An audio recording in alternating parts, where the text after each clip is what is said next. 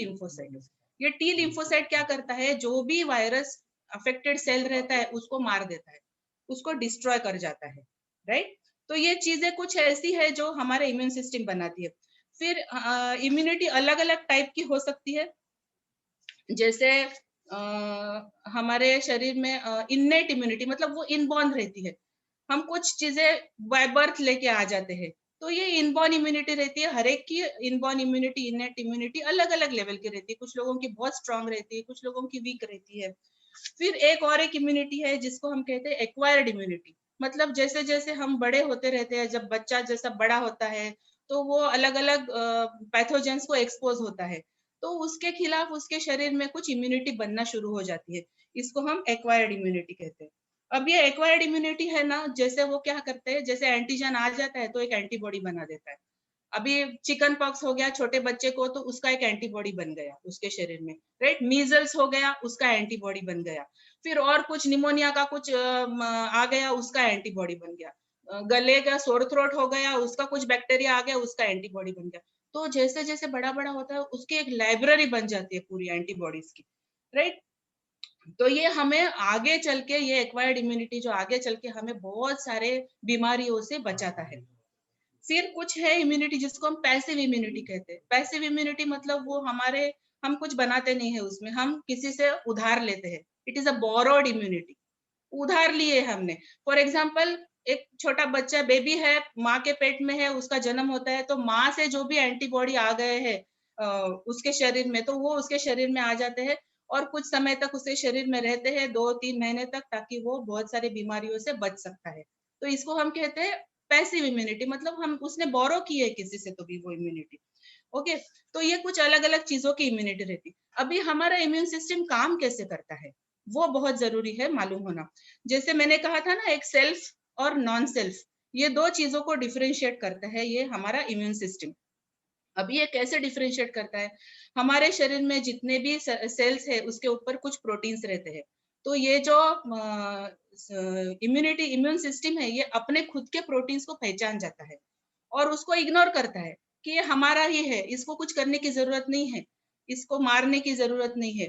Okay, और जो non self है उसको पहचान जाता है, और जैसे ही उसको नॉन सेल्फ का प्रोटीन उसके उसे दिखता है या वो टारगेट मिल जाता है उसको, तो वो क्या करना शुरू करता है, वो एंटीबॉडी बनाना शुरू करता है उसके खिलाफ।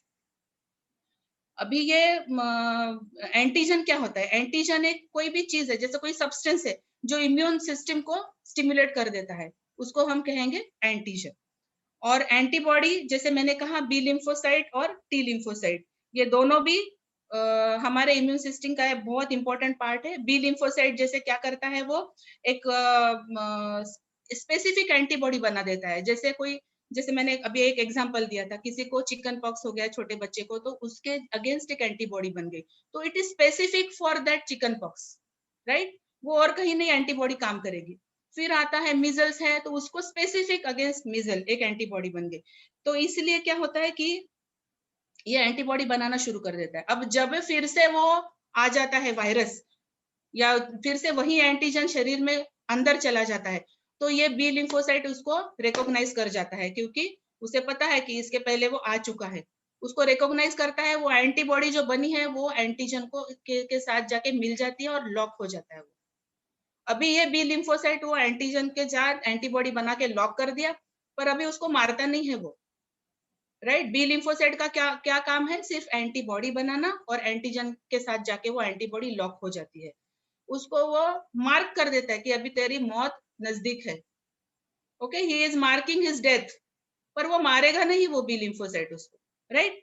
अभी ये बी लिम्फोसाइट ने मार्क कर दिया, बाद में वो क्या करता है, बाद में जाके वो टी लिम्फोसाइट को स्टिमुलेट करता है, और ये टी लिम्फोसाइट जाके फिर उसको मारता है। अभी टी लिम्फोसाइट भी अलग अलग प्रकार के हैं, जैसे एक हेल्पर टी लिम्फोसाइट है, एक किलर टी लिम्फोसाइट है। हेल्पर का मतलब क्या है, जैसे हेल्पर है, वो क्या करेगा, वो दूसरे सेल्स को कम्युनिकेट करता है, उनको सिग्नल छोड़ता है कि चलो आओ, यहाँ पे एक टारगेट आ गया है। या फिर वो बी लिम्फोसाइट को और स्टिमुलेट करता है कि चल तू और एंटीबॉडी बना इसके अगेंस्ट, ताकि इतने सारे एंटीजन आ गए, इसके अगेंस्ट और एंटीबॉडी बनाना शुरू कर। और किलर किलर टी लिम्फोसाइट जो रहता है ना, वो सेल को अटैक कर देता है। जैसे कोई वायरस ने कोई सेल को अभी अंदर जाके उसको अंदर चला गया कोई सेल के अंदर कोई वायरस, तो क्या करेगा ये टी लिम्फोसाइट, वो सेल को ही मार देगा। मतलब वायरस भी मर जाएगा और सेल भी मर जाएगा आपके साथ, उसके साथ। ओके, सो ये जो कोरोना में, कोविड में जो बहुत सारे कुछ ये होते हैं ना, जैसे स्टॉर्म आता है, कहते हैं साइटोकाइन स्टॉर्म, आपने नाम सुने होंगे। ये किस वजह से? क्योंकि वो बहुत सारे सेल्स मर जाते हैं उसमें वायरस के साथ। ओके, तो आगे चल के मेरे ख्याल से बहुत सारे डॉक्टर्स हैं यहाँ के, वो कुछ और इलेबोरेट करेंगे इसके ऊपर। तो अभी जैसे मैंने कहा, एक बार एंटीबॉडी प्रोड्यूस हो गई तो उसकी कॉपी अपने शरीर में रह जाती है। It is a memory which is left inside the body. और फिर से वो एंटीजन आ गया तो बॉडी एंटीबॉडी बनाने की जरूरत नहीं, उसमें टाइम वेस्ट करने की जरूरत नहीं, वो ऑलरेडी एंटीबॉडी बनी हुई है, वो तुरंत जाके वो अपना काम शुरू कर देती है। इसीलिए टीके लगाते हैं, इसीलिए वैक्सीनेशन करते हैं छोटे बच्चों में, जो हम लोग करते हैं उसी, that is the only thing that is only important for vaccination. Okay, so immunisation के लिए क्या करते हैं हम लोग, कोई एंटीजन अंदर डाल देते हैं ताकि वो एंटीबॉडी बने पर आदमी बीमार ना पड़े। So that is what I wanted to, मेरे ख्याल से I think so this is quite enough for everybody to understand what is immune system. Thank you so much ma'am. आपने ये भी बता दिया कि इम्यून सिस्टम क्या है और ये कैसे प्रोटेक्ट भी करता है, जो टाइप ऑफ अपने एंटीबॉडीज के थ्रू जो आपने बताया है। और मेरा नेक्स्ट क्वेश्चन है, how does Covid infection occurs? Covid infection कैसे हो रहा है, right? Yeah. So I will elaborate on that also. So Covid कैसे होता है? अभी ये कोविड, सार्स कोविड 2 नाम का ये जो वायरस है, राइट, ये इन्फेक्शन हमें एरोसोल से होता है। मतलब ये हवा में जाता है, हवा से आते हैं ये वायरस और ड्रॉपलेट फॉर्म में आते हैं। जैसे किसी ने खांसा है या छींक दिया है या किसी के ब्रेथ के थ्रू वो बाहर निकला है, तो उसके वजह वो ड्रॉपलेट्स में वो वायरस होता है। अभी ये वायरस पार्टिकल क्या करता है, ये जाके it goes through the respiratory route, मतलब ये नाक या मुंह के थ्रू अपने शरीर के अंदर जाता है। इसलिए कोविड में कहते हैं कि you wear a mask. Why are they saying? Because virus की एंट्री वहां से हो रही है आपके शरीर में। तो वो वायरस जाता है नाक के थ्रू और मुंह के थ्रू जाता है। अभी नाक और मुंह और बहुत सारे हमारे जो ऑर्गन्स है शरीर में, जैसे लंग्स है, हार्ट है या ब्लड वेसल्स है, इसके अंदर एक रिसेप्टर होता है जिसको हम कहते हैं ACE2 रिसेप्टर। ये सारे सेल्स को, जैसे नाक के अंदर जितने सारे सेल्स लाइनिंग होते हैं या मुंह का लाइनिंग होता है या फिर हमारे ब्लड वेसल के अंदर जो लाइनिंग रहती है, वो जो सेल्स रहते हैं उसके ऊपर ये स्पेसिफिक एंजाइम रहता है जिसको हम ACE2 रिसेप्टर कहते हैं। और ये कोरोना वायरस का जो आपने देखा होगा बहुत सारे पिक्चर में, कैसा रहता है वो वायरस, एक गोल रहता है और उसके बाजू में उसको स्पाइक रहते हैं बहुत सारे, राइट। तो ये स्पाइक क्या है? ये स्पाइक प्रोटीन रहता है। ये स्पाइक प्रोटीन जाके वो ACE2 रिसेप्टर को जाके चिपक जाता है। वहां चिपक जाने के बाद दोनों के जो सेल मेम्ब्रेन रहते हैं वो डिसॉल्व हो जाते हैं और ये वायरस अपना जो भी मटेरियल है वो सेल के अंदर छोड़ देता है। मतलब नाक के लाइनिंग के सेल्स के अंदर वो छोड़ देता है अपना मटेरियल। वो मटेरियल वहां जाने के बाद उसका जो न्यूक्लियस रहता है, सेल के अंदर का न्यूक्लियस है, जो RNA रहता है, वो मल्टीप्लाई होना शुरू हो जाता है। बहुत तेजी से मल्टीप्लाई होता है। बहुत सारे प्रोसेसेस होते हैं उसके अंदर, ट्रांसक्रिप्शन प्रोसेस होता है, ट्रांसलेशन प्रोसेस होता है, वो अलग अलग टाइप के प्रोटीन्स बनाता है and then it forms another virus particle. उसके अंदर ही अपना ही खुद का एक कॉपी बना देता है और ये जाके फिर बाद में सेल से बाहर निकल जाता है, एक्सट्रूड हो जाता है सेल से बाहर।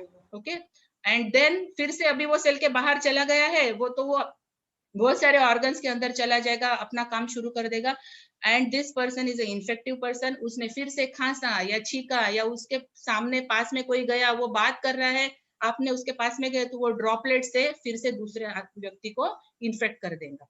ओके, सो इस तरह से ये साइकिल चलते रहता है। So that is how Covid infection occurs. Okay, so thank you so much ma'am कि आपने बताया कि इम्यूनिटी क्या है, कैसे इम्पोर्टेंट है, ये कैसे फाइट करने में हेल्प करता है और कोविड कैसे होता है। तो मेरा next question doctor Milind sir से है, राइट, कि क्या क्या रिस्क फैक्टर है कोविड इन्फेक्शन में? नमस्कार। भले ये छोटा सा वायरस है पर फिलहाल काफी लोगों को परेशान कर रहा है। परेशान हम सबको कर रहा है। बहुत सी लोगों की मेरे ख्याल से जाने गई हैं, पर हमने लड़ना है और हमने इसको कॉन्कर करना है इससे। अभी ये आम तौर पे ये वो लोग ज्यादा इसमें प्रभावित हो रहे हैं जिनको ऑलरेडी कोई बीमारी है। एक पर्टिकुलर एज ग्रुप है। अभी जो पुराना जो वायरस था, जो पहला वेव था, वो तो शायद क्या कहते हैं उसको, ऐसा कह रहे थे कि बुजुर्गों को या जिनको मॉर्बिडिटी ज्यादा है, जिनमें कोई बीमारी है।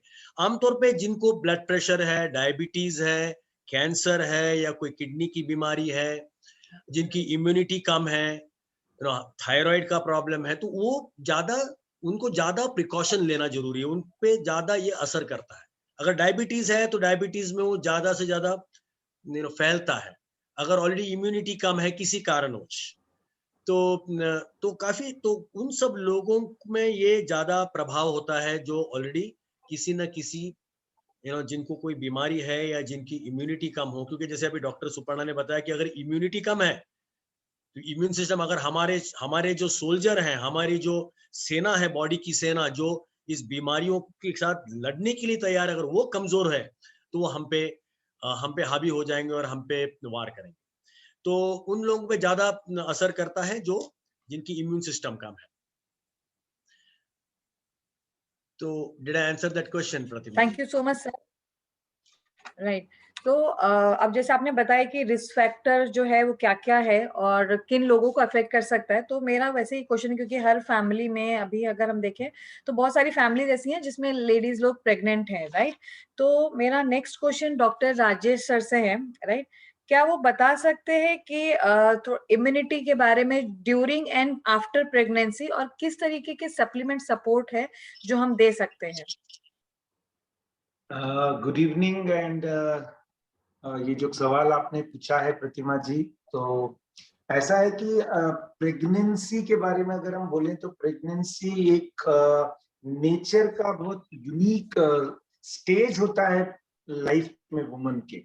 Basically it's an immunosuppressive stage. इसका मतलब अगर हम एक सादी भाषा में करें तो एक फॉरेन बॉडी, एक बच्चा पेट में पलता है, उसको बॉडी एक्सेप्ट करे, रिजेक्ट ना करे, इसलिए उस दौरान बॉडी खुद की इम्यूनिटी को कम कर देती है, ताकि जो एक आउटसाइडर, जो एक नई जान बॉडी में पनप रही है, उसको मेंटेन करे, बॉडी की इम्यूनिटी उसको डिस्ट्रॉय ना कर दे। बट इसी से और एक प्रॉब्लम खड़ा हो जाता है कि प्रेगनेंसी में इम्यूनिटी आमतौर पे नॉर्मल कंडीशन से कम हो जाती है। तो ऑब्वियसली जो रिस्क फैक्टर्स अभी डॉक्टर बिंदु ने बताए, उनमें प्रेगनेंसी भी ऐड हो जाती है। सो जिन पेशेंट्स को, जिन फीमेल्स को प्रेगनेंसी है, उनको थोड़ा और केयरफुल होना जरूरी है, क्योंकि ऑब्वियसली उनकी बॉडी में इम्यूनिटी कंपैरेटिवली कम होती है। तो इसीलिए जब हम बात करते हैं प्रेगनेंसी की, चाहे हम प्रेगनेंसी बोलें या प्रेगनेंसी के बाद डिलीवरी जब होती है, जिसको हम लैक्टेशन फेज कहते हैं, पोस्ट नेटल फेज कहते हैं, उस वक्त भी उसी प्रकार से इम्यूनिटी कम होती है। तो ये जो प्रेगनेंसी होती है, इस दौरान ये बहुत जरूरी होती है कि हम प्रेग्नेंट पेशेंट्स को जितना ज्यादा प्रोटेक्ट कर सकें, उनको आइसोलेट करें और उनको जितना ज्यादा केयर ले सकें, उतना उनके लिए अच्छा होगा। इसी में कुछ लोगों का एक कंसर्न होता है कि एक प्रेग्नेंट लेडी है, तो क्या अगर उनको कोरोना होता है तो क्या उनके पेट में पलने वाले फीटस को भी कोरोना हो जाएगा? ये कुछ लोगों का एक डर होता है। तो सबसे पहले आप एक सबको समझना जरूरी है कि कोरोना से होने वाला इन्फेक्शन जो मदर को होता है, उसका जो प्लासेंटा से पास होके बच्चे को जाके इन्फेक्ट करने के चांसेस, वैसे तो नेचर ने काफी प्रोटेक्शन दिया होता है कि बहुत सारी ऐसी डिसीजेस होती हैं जिसको प्लासेंटल बैरियर जो हम कहते हैं, वो क्रॉस होने नहीं देता है। बट वायरस है, एक वायरल इन्फेक्शन है, but in spite of that कई बार वायरस पास करके it may still go and reach the foetal circulation. But एक चांस कम है, क्योंकि कोरोना इन्फेक्शन में अभी तक पाया गया है कि जो लेडीज प्रेग्नेंट है उनके फीटसेस को इतना ज्यादा इफेक्ट नहीं होता है, तो हमें बहुत ज्यादा परेशान नहीं होना है। बट अगर हम प्रेग्नेंट लेडीज को प्रोटेक्ट कर सकें तो ऑब्वियसली एक फीटस को भी प्रोटेक्शन मिलता है। फर्स्ट ट्राइमेस्टर, जो हम पहले 3 महीने कहते हैं प्रेगनेंसी के, वो पहले 3 महीनों में कुछ वायरसेस ऐसे होते हैं जो थोड़ा सा डेंजरस होते हैं for the foetus, but fortunately enough corona virus उसमें पाया नहीं गया है। सो प्रेग्नेंट लेडीज को अगर फर्स्ट 3 मंथ्स में कोरोना होता भी है तो भी उनके फीटसेस को इससे कोई टेराटोजेनिक साइड इफेक्ट यानी बच्चे में माल फॉर्मेशन होने की गुंजाइश भी कम है, और उनमें कोई अबॉर्शन के चांसेस या इस तरीके का जो भ्रम है, डर है, वो लोगों ने ना रखें। You are safe, ultimately it's a viral infection.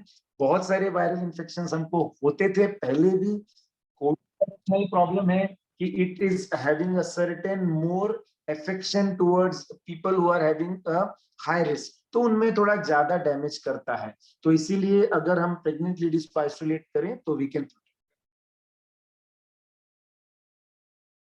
And sir कुछ सप्लीमेंट अगर आप रिकमेंड कर सकते हैं तो?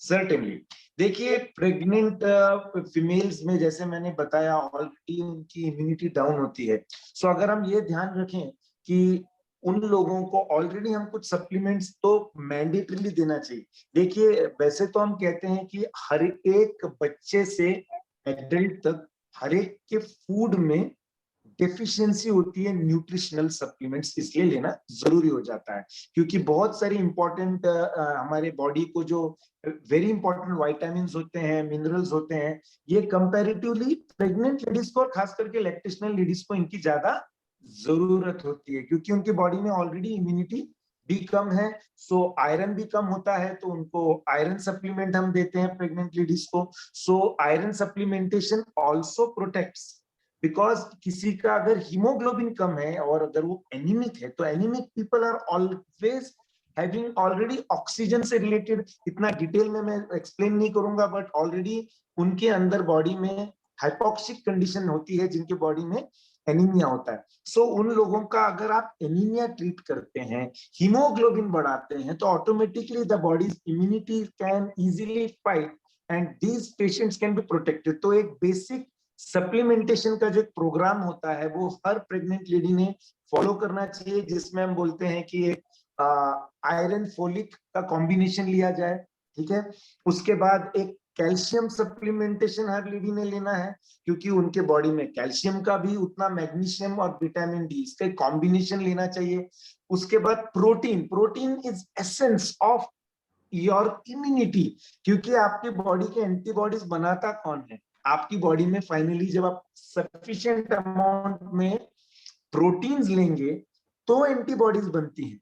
अब मैंने रिसेंटली देखा है कि बहुत सारे लोगों को रैम्पेंटली विटामिन सी बहुत ज्यादा रिकमेंड किया जा रहा है ना, विटामिन सी लीजिए, विटामिन सी लीजिए। विटामिन सी लेना है, बट एक चीज हम भूल जाते हैं कि प्रोटीन के साथ विटामिन सी लेना है। तो मैं सभी को यह मैसेज दूंगा, this message is not only for pregnant ladies, this is for every adult and child, कि अगर आपको कोरोना से खुद की प्रोटेक्शन करनी है, अपनी इम्यूनिटी बढ़ानी है दोस्तों, तो आपको प्रोटीन सफिशिएंट अमाउंट में लेना है क्योंकि विटामिन सी जाके आपकी बॉडी में एक प्रोटेक्शन का दायरा बनाएगा, बट वो प्रोटेक्शन का दायरा बनाने के लिए उसको हेल्प करता है प्रोटीन्स। तो सफिशिएंट अमाउंट में प्रोटीन्स सबने लेना है। तो प्रेग्नेंट लेडीज में तो ऑब्वियसली नीड ज्यादा हो जाती है।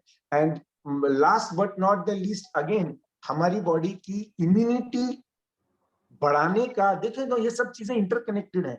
अभी डॉक्टर बिंदु ने बताया जो हाइपरटेंसिव है लोग, डायबिटिक हैं, जिनको हार्ट प्रॉब्लम्स हैं, उनको ज्यादा रिस्क है।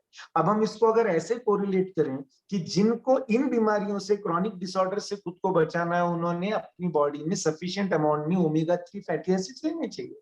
सो if you take sufficient amount में omega 3 fatty acids, obviously it helps you to reduce cholesterol, it helps you to protect your body from so many disorders, specifically heart problems and specifically diabetes. So pregnant ladies में तो omega 3 का need बहुत ज्यादा हो जाता है। So see, for pregnant ladies omega 3 लेना is very important to overall boost her immunity। तो जो मैंने बताया प्रोटीन, आयरन, फोलिक, उसके साथ calcium, magnesium, vitamin D, omega 3, एक कॉम्प्रिहेंसिव पैकेज होता है जो इनडायरेक्टली बॉडी में उनको सिर्फ प्रेगनेंसी के लिए हेल्प नहीं करता है, बट उनको इम्यूनिटी होता है। अभी इस कोरोना के पीरियड में थोड़ा सा vitamin C normally we don't aggressively promote, natural be we don't aggressively promote it pregnant ladies, but हमारा जो नेचुरल सी एक मैंने सप्लीमेंट देखा है, ये बहुत सेफ एंड बहुत बढ़िया है. We can very nicely and confidently recommend it to all pregnant ladies. So एकदम सेफ है ये नेचुरल सी. आप दिन में नेचुरल सी बाकी सप्लीमेंट्स के जो डोसेज हैं वो मैं जस्ट बता दूंगा. आयरन दिन में 3 बार दें, और आपका जो ये क्या हमारा कैल्शियम है वो 3 बार दें, प्रोटीन 2 बार, ओमेगा रात में 1 बार, और नेचुरल सी जो है वो दिन में कम से कम 2 या 3 टैबलेट्स अगर हम उनको देते हैं तो बहुत अच्छा होगा to boost overall immunity. And last but not the least, अगर आपसे बाकी कुछ नहीं होता है, एटलीस्ट स्टीम इनहेलेशन दिन में 2 से 3 बार जरूर लें. It helps you to protect from. Back to तो थैंक यू सर. और एक और एक क्वेश्चन इसी से रिलेटेड है. बीइंग अ फीमेल, हम लोग हमेशा टॉप प्रायोरिटी अपनी फैमिली को देते हैं, तो मोस्ट ऑफ टाइम हम अपना खुद का हेल्थ इग्नोर कर देते हैं, राइट? तो ऐसे टाइम में कि जो हमारी लाइफस्टाइल है, इसमें इम्यूनिटी का क्या रोल है, मतलब किस तरीके से अफेक्ट करता है?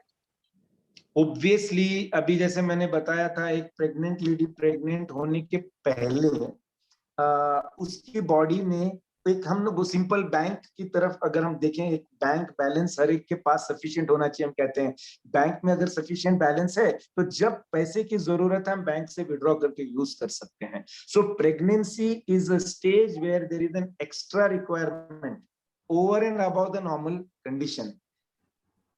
अब प्रॉब्लम यह है कि फीमेल का जो लाइफस्टाइल है ना आज, अगर हम उसको कोरिलेट करें, I would certainly say we have advanced in technology, we have advanced in career, we have advanced in so many things. Females are now today, we are proud of them. They are fighting with the, you know, we can say the society to get a respectful career, and they are building it strongly. But इसी के साथ problem ये है कि their body's requirement is different because of overall the psychological makeup, physical makeup and hormonal makeup एक female का अलग होता है from gents.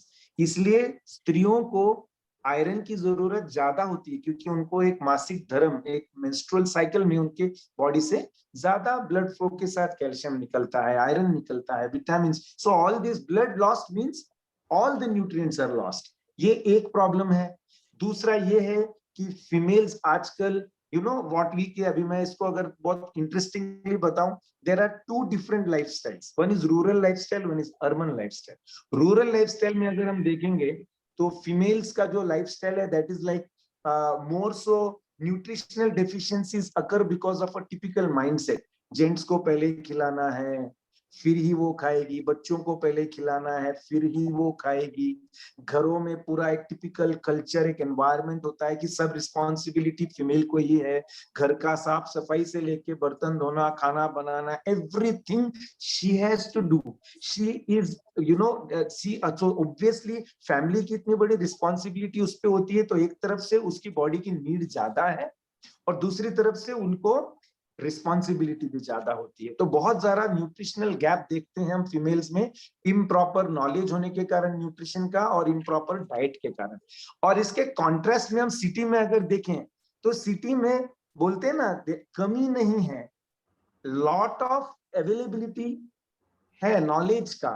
Every female today can Google on, you know, Google पे जाके पूरा नॉलेज ले लेती है. Urban females are very brilliant nowadays. But एक और प्रॉब्लम आ गया है, अर्बन साइड में टोटल अपोजिट हो गया है.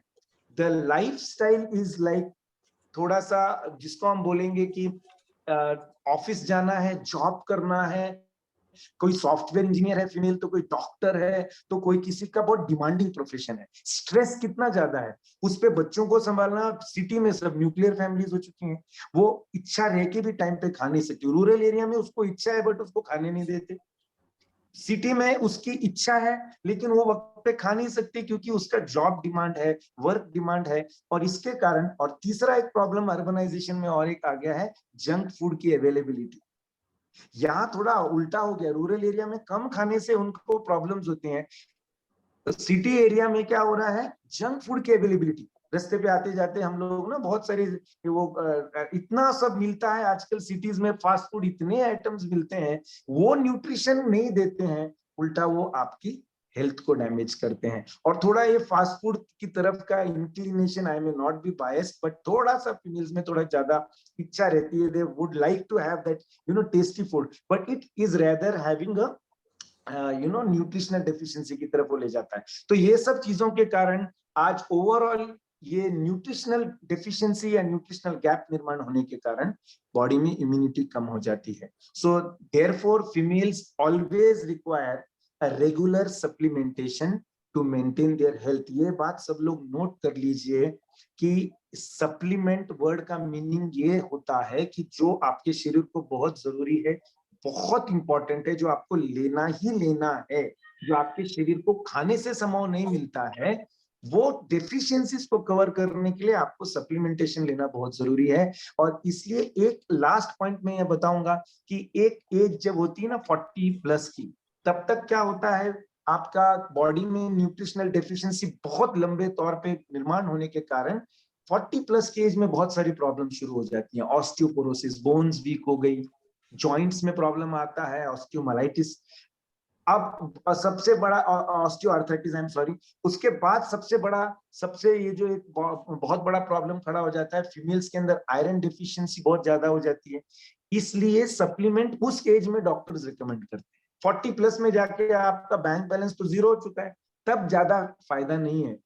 If right now if a young generation female is logged on in this meeting, I would be very happy कि आप join हुए। right from the age of 12 you should start regularly investing in your health by creating a bank balance of taking calcium and iron protein as a regular supplementation, not as a option but as a compulsory mandatory part of your lifestyle. Back to you. Thank you so much Rajesh sir कि आपने बताया कि being a female हम किस तरीके से ध्यान रख सकते हैं। आई एम श्योर मीटिंग में जितने भी लोग हैं प्लीज आप लोग नोट्स बनाते रहिए, बिकॉज ये आपको हेल्प करेगा। मे बी आपको इतनी चीजें याद ना रहे, सो टेक अवे कुछ नोट्स जो आपको लगता है आपकी फैमिली रिक्वायरमेंट के हिसाब से जरूरी है, उसका जरूर नोट्स ले लीजिएगा। सो थैंक यू सर। मेरा नेक्स्ट क्वेश्चन जो है वो डॉक्टर वरुण से है कि आज के टाइम पे अब हमने इम्यूनिटी के बारे में भी समझ लिया, ये फाइट कैसे करता है उसके लिए वो भी समझ लिया, राइट? बट इस इम्यूनिटी को और इम्प्रूव कैसे कर सकते हैं और कैसे बेहतर बनाए कि ये हमें हेल्प करेगा? Thank you for the question Pratima ji. सबसे पहले तो मैं आपको ये बोलना चाहूंगा, जैसे हमारे सीनियर्स हम लोगों को बोलते थे, हमारे पेरेंट्स हमें बोलते थे कि अगर आप अपने बैंक बैलेंस को बढ़ाना चाहते हैं तो सेविंग स्टार्ट करें। There is a saying, a penny saved is a penny earned. उसी सेइंग के बेस पे मैं ये बोलना चाहूंगा, आपके पास इम्यून सिस्टम तो ऑलरेडी दिया हुआ है, ऊपर वाले ने आपको दिया है। आपकी जो भी एज है अभी उसके हिसाब से आप, क्योंकि कई सारे पैथोजन से आप एक्सपोज हो चुके हैं, तो आपका एक लेवल का इम्यून सिस्टम बचा हुआ है। अब इस इम्यून सिस्टम जो आपका ऑलरेडी बना हुआ है, सबसे पहले तो हम इसको सेव करके रखें। अगर आपके इम्यून सिस्टम को आपने सेव नहीं किया है तो ऑब्वियसली कोरोना तो क्या, आपको एक सिंपल सा फ्लू भी आपके लिए बहुत बड़ा सरदर्द साबित हो सकता है। तो इसको मैं समझाने के लिए 2 लेवल्स पे मैं समझाना चाहूंगा। पहले एक्सटर्नल प्रोटेक्शन और इंटरनल प्रोटेक्शन। हमारी गवर्नमेंट एक्सटर्नल प्रोटेक्शन को बहुत अच्छे से समझा रही है। जगह जगह आपने देखा होगा इस पैंडेमिक के टाइम पे बहुत सारे लोगों ने मास्क पहनना शुरू कर दिया है, सैनिटाइज करना शुरू कर दिया है, हाथ धोना शुरू कर दिया है। Because of the governments extreme efforts, उन्होंने बहुत एफर्ट्स लिए हैं हर तरफ से। आप देखें एड्स हो गई, वॉल्स पे इवन पेंटिंग्स हो गई, कई सारे आपको होर्डिंग्स देखने मिलते हैं। तो सबसे पहली चीज जो हम लोगों को मेंटेन करके रखनी, दैट इज सोशल डिस्टेंसिंग। मेरे ख्याल से इस पर बोलने की बहुत ज्यादा जरूरत नहीं, हम सभी लोग जानते हैं। दूसरा पर्सनल हाइजीन, ये बहुत ही इंपॉर्टेंट फैक्टर है। अभी पर्सनल हाइजीन हमारा नहाना और हमें अपने आप को क्लीन रखना, ये तो इम्पोर्टेंट था ही, बट इस कोरोना काल में हमें बार बार हाथ धोते रहना है। अब ये हाथ धोने के लिए हम लोग जनरली जो मार्केट में मिलने वाले हम लोग हैंड वॉशेस यूज कर रहे हैं, अभी हमें नहीं मालूम है कि इनमें कौन से प्रकार के केमिकल्स हैं, किस तरह से ये बनाए जाते हैं। और स्पेशली इस दौरान अभी बीइंग अ फिजियोथेरेपिस्ट, क्योंकि मेरा पेशेंट का जो एनकाउंटर होता है इट इज डायरेक्ट, और मैं कोई भी ट्रीटमेंट बिना टच किए मैं नहीं कर पाता हूँ। तो दिन में करीब करीब 22 से 25 बार ये मिनिमम मुझे हाथ धोना ही पड़ता है। और ऐसे टाइम पे अगर कोई केमिकल वाला हैंड वॉश में अगर यूज करूँ तो ऑब्वियसली मेरे हाथों की हालत बद से बदतर हो चुकी होती। बट पर्सोना हैंड वॉश जो एम्वे का आता है, it is a marvellous hand wash. ये ट्राइक्लोसान फ्री है, बैक्लोफेन फ्री है, साथ ही साथ सल्फेट फ्री है। केमिकल्स ना होने के साथ साथ इसमें ये एलोवेरा का बेस है, इसके कारण हाथ काफी स्मूथ हो जाते हैं। दूसरी चीज, कई बार ऐसा होता है कि हम लोग हैंड वॉश नहीं भी कर पाते हैं। तुरंत अगर आपको ऐसी जगह जहाँ पे पानी अवेलेबल नहीं है तो वहां पे सैनिटाइजर का यूज करना बहुत जरूरी है। आज की डेट में जो सैनिटाइजर्स अवेलेबल हैं, हमें नहीं मालूम कितने सही हैं कितने गलत हैं। लिखा तो रहता है 70% अल्कोहल से ज्यादा इसमें अवेलेबल है, बट हमें नहीं मालूम उसमें कितना अल्कोहल है। क्योंकि जो आउटब्रेक हम लोग देख रहे हैं, मुझे ऐसा लगता है कि ऑलमोस्ट, मैं ज्यादा तो नहीं लेकिन एटलीस्ट 50% पॉपुलेशन तो इन सभी गाइडलाइंस को फॉलो कर रही है। Still the rate is increasing, death rate जो है काफी ज्यादा हो चुका है, और इसीलिए हम लोगों को सैनिटाइजर जो है अच्छा यूज करने की बहुत ज्यादा जरूरत है आज की डेट में। अगेन यहाँ पे पर्सोना का नाम लेना चाहूंगा, बहुत ही शानदार एलोवेरा युक्त एलोवेरा के बेस से बनाया हुआ सैनिटाइजर है हमारे पास, और it is a very very very potent sanitiser, बहुत जबरदस्त सैनिटाइजर है। इसको लगाने के बाद आपके हाथ, जनरली आपने देखा होगा कि हाथ खराब हो जाते हैं, स्किन पे पपड़ियां जमने लगती हैं। इनफैक्ट कई लोगों को मैंने देखा है उनके उंगलियों के बीच में इन्फेक्शंस भी हो गए हैं। तो अगर ये सारी चीजें आपको इस हैंड सैनिटाइजर में नहीं देखने मिलेंगी। प्लस आप जहाँ पे भी जा रहे हैं, मैं ऑलमोस्ट 20 से 22 दिन ट्रैवलिंग में रहता हूँ। मेरा एप्रोप्रिएट डाइट थेरेपी सेंटर, जहाँ पे मैं एक सीनियर कंसल्टेंट हूँ, यहाँ पे मैं पेशेंट्स को डाइट भी बताता हूँ। हम लोग डायबिटीज रिवर्स कर रहे हैं, बहुत सारी चीजें हम लोग कर रहे हैं। तो कहने का मतलब ये कि मेरा पेशेंट के साथ एनकाउंटर बहुत ज्यादा रहता है, और अलग अलग शहरों में मैं जाता हूँ, जिसके कारण मुझे वहाँ कई बार अपने पर्सनल व्हीकल से जाता हूँ, कई बार मुझे पब्लिक ट्रांसपोर्ट भी यूज करना पड़ता है, जैसे फ्लाइट्स हो गए, रेलवेज हो गई। तो इस दौरान मैं हमारा जो बहुत ही पोटेंट डिसइंफेक्टेंट है जिसका नाम है परस्यू, उसका डाइल्यूशन मैं कैरी करता हूँ अपने साथ। और आप यकीन मानिए, मैंने पूरे कोरोना काल 2020 से लेकर अभी तक मैं पूरी तरह से काम कर रहा हूँ। I have been travelling to whole Madhya Pradesh, मैंने पूरा मध्य प्रदेश घूमा है, पूरा यूपी घूमा है, but with God's grace and Amway products मैं बिल्कुल स्वस्थ हूँ। मैं ही नहीं, मेरा परिवार भी पूरी तरह से स्वस्थ है। फिर बात आती है मास्क यूज करने की, जो एक बहुत ही इम्पोर्टेंट फैक्टर बताया जा रहा है। अगर हम लोग मास्क यूज कर रहे हैं, वही पेशेंट जो जिसे कोरोना हुआ है, उसके साथ साथ अगर एक नॉर्मल इंसान भी मास्क को यूज करता है, तो वो अपने आप को डबल प्रोटेक्ट करके रख लेता है, राइट। और कई सारे डॉक्टर्स आपने देखे होंगे जो पेशेंट्स को ट्रीट कर रहे हैं, वो पीपीई किट में है, इसीलिए वो काफी कुछ सेफ है, प्लस अपनी इम्यूनिटी का भी ऑब्वियसली ख्याल रखते ही होंगे, तो इसलिए वो सेफ भी हैं। और हमारे पास पर ये जो मास्क जो जनरल पब्लिक यूज कर रही है, वो उतना ज्यादा इफेक्टिव है या नहीं, मैं इसको इसलिए बोलूंगा क्योंकि उसके जो पोर्स हैं, वो पोर्स शायद उतने छोटे नहीं हैं। तो इसीलिए जो रिकमेंडेड मास्क होता है दैट इज N95।